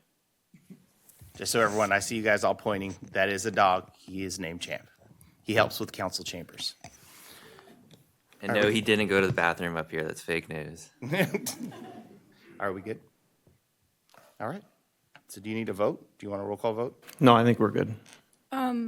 Did Siri close the public hearing? Did she go to the public hearing? This item was not a public hearing, but we did take all public comment for this item, 12.3. All right. All right. Thank you, guys. Thank you, guys. Maybe we should have a 5-minute recess while everybody goes home. Go ahead. I was thinking just go through this quick budget amendment because it's pretty self-explanatory and move the youth center presentation to a future meeting. This is getting be a pretty long meeting. All right, so we're gonna go ahead and we appreciate we're going, staff, we love you. Remember that. There's deep love here. Thank you for hanging out with us. We All right, appreciate the closeness. Then I move that we continue the Rancho Cordova Youth Center update to, hang on. Say a future date. Future date. Second. Do you want a date certain? We don't need a date certain, no. Okay, all right, to a date uncertain. Do I have a second? David did. Roll call? Was that David? I saw. Yeah, Okay. David. Let's see. To a date uncertain, correct? Yes. Okay. Councilmember Budge? Yes. Councilmember Little? Councilmember Sander? Aye. Mayor Pulapati is absent. Vice Mayor Gatewood? You just call me Mayor Gatewood.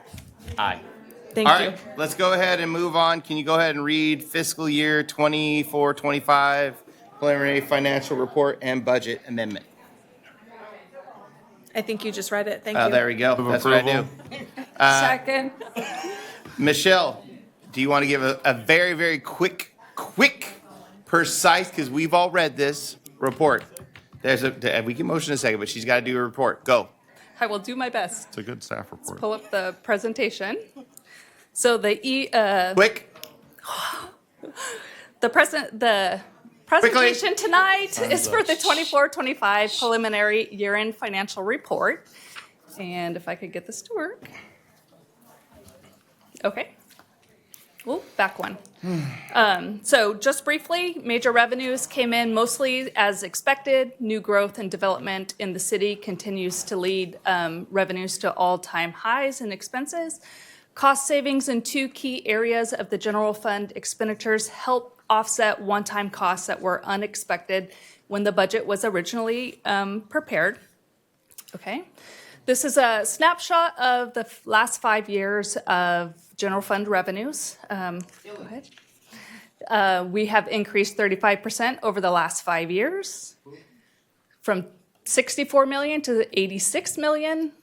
Property tax, building permits, and interest income is well above budget this year, as you can see. Go ahead, 10 million, 5 million.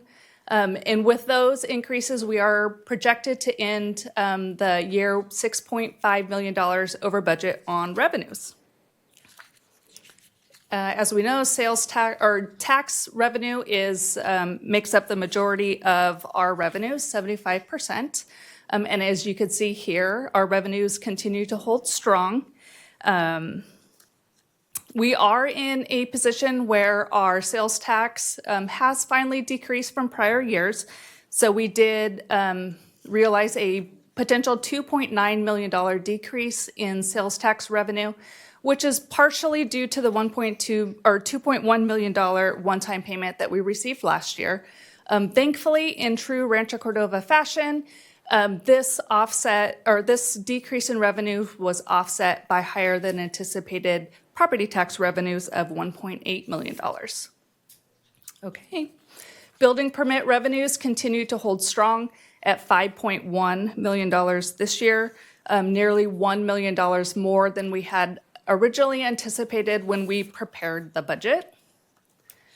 And then moving on to expenses. This is one of the first years that the general fund expenditures estimated actuals is actually greater than our general fund budget. And that was mostly due to the one-time capital outlay that you will see there. So go ahead, Persephone.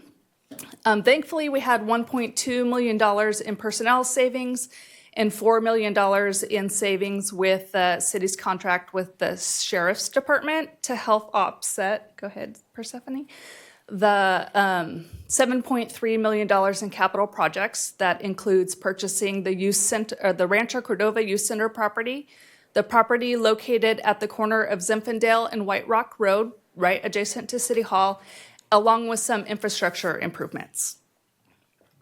I do just want to make a comment on that last slide really quick. We don't purposely go over our budget without some education as far as knowing that our revenues are trending above budget. So if we see our revenues well above what our budget is, we have that ability. So when an opportunity like the land purchase came available, we do go ahead and move forward with procuring the land out of the general fund because we knew we had revenues sufficient to support it. So. Why did my SAC sheriff police contract go down by $4 million? Yeah, so that's actually similar to results that we realized last year. So the sheriff's department has pension obligation bonds that they refinanced, and a portion of that savings gets passed on to the city in the form of their contract. Additionally, as we hire lower level police officers, they come in at a lower tier in the retirement, and we're now just realizing those savings as we're entering into the later years of our contract with Sac Sheriff. So is our bill going to go down next year for Sac Sheriff? So we'll have more money? That was something that we talked about during the preparation of this 2-year budget, is that we actually did see basically a decrease, or, we stayed even because we were able to add bodies for basically the same cost in the current 2-year budget. Well, I just want to make sure that there's some, I was reading it and I couldn't quite understand if we were losing sheriffs, which I don't want to do. No. So what it is we actualize off of a refinance over here to there. Okay, that makes sense. Keep going. All right. So the general fund snapshot. So even with the revenues coming in higher and the expenses coming in higher, we're still anticipating about a $4 million surplus at this point. In line with our reserve policy, we will be transferring about $386,000 to maintain our 20% reserve. Staff is also proposing a transfer of $500,000 of this amount into the self-insurance fund in preparation for some upcoming changes in our insurance coverage that will go into effect in 26-27. Anything that remains after that would then be allocated 50% to the Infrastructure Replacement Fund and 50% to the Capital Facility Fund in accordance with the reserve policy. So did we take a hit or did we not take a hit? Well, we did, but we had additional revenues to cover that. And this extra 4 million is for? Well, it's surplus at this point. Okay. So it will fund a couple things, and then it will be allocated out to the infrastructure and capital facilities. Okay. Community investment funds came in about $400,000 for each of them above budget. Go ahead, Persephone. And as we talked, typically this gets transferred into the legacy funds, and that was a discussion just prior to this. And so with that, that's the end of the presentation. There is an action item requesting council to approve the resolution amending the 24-25 budget for some of the items that were discussed today, along with some other special revenue funds that are not operating in nature. Wait, I asked for public. If there's- Is there any public comment? There is no public comment. The motion again was whom? David, The second? Linda. Thank you. Roll call. Councilmember It's my job Budge. to say roll Yes. Councilmember Sander. Aye. Councilmember Little. Yes. Mayor Pulapati is absent, and Vice Mayor Gatewood. Yes. Thank you. Is there Motion any- carries. Is there any future agenda items, guys? All right, everyone get out of here and go home. What? We already did that one. We already did that one. Meeting adjourned. Everyone go home.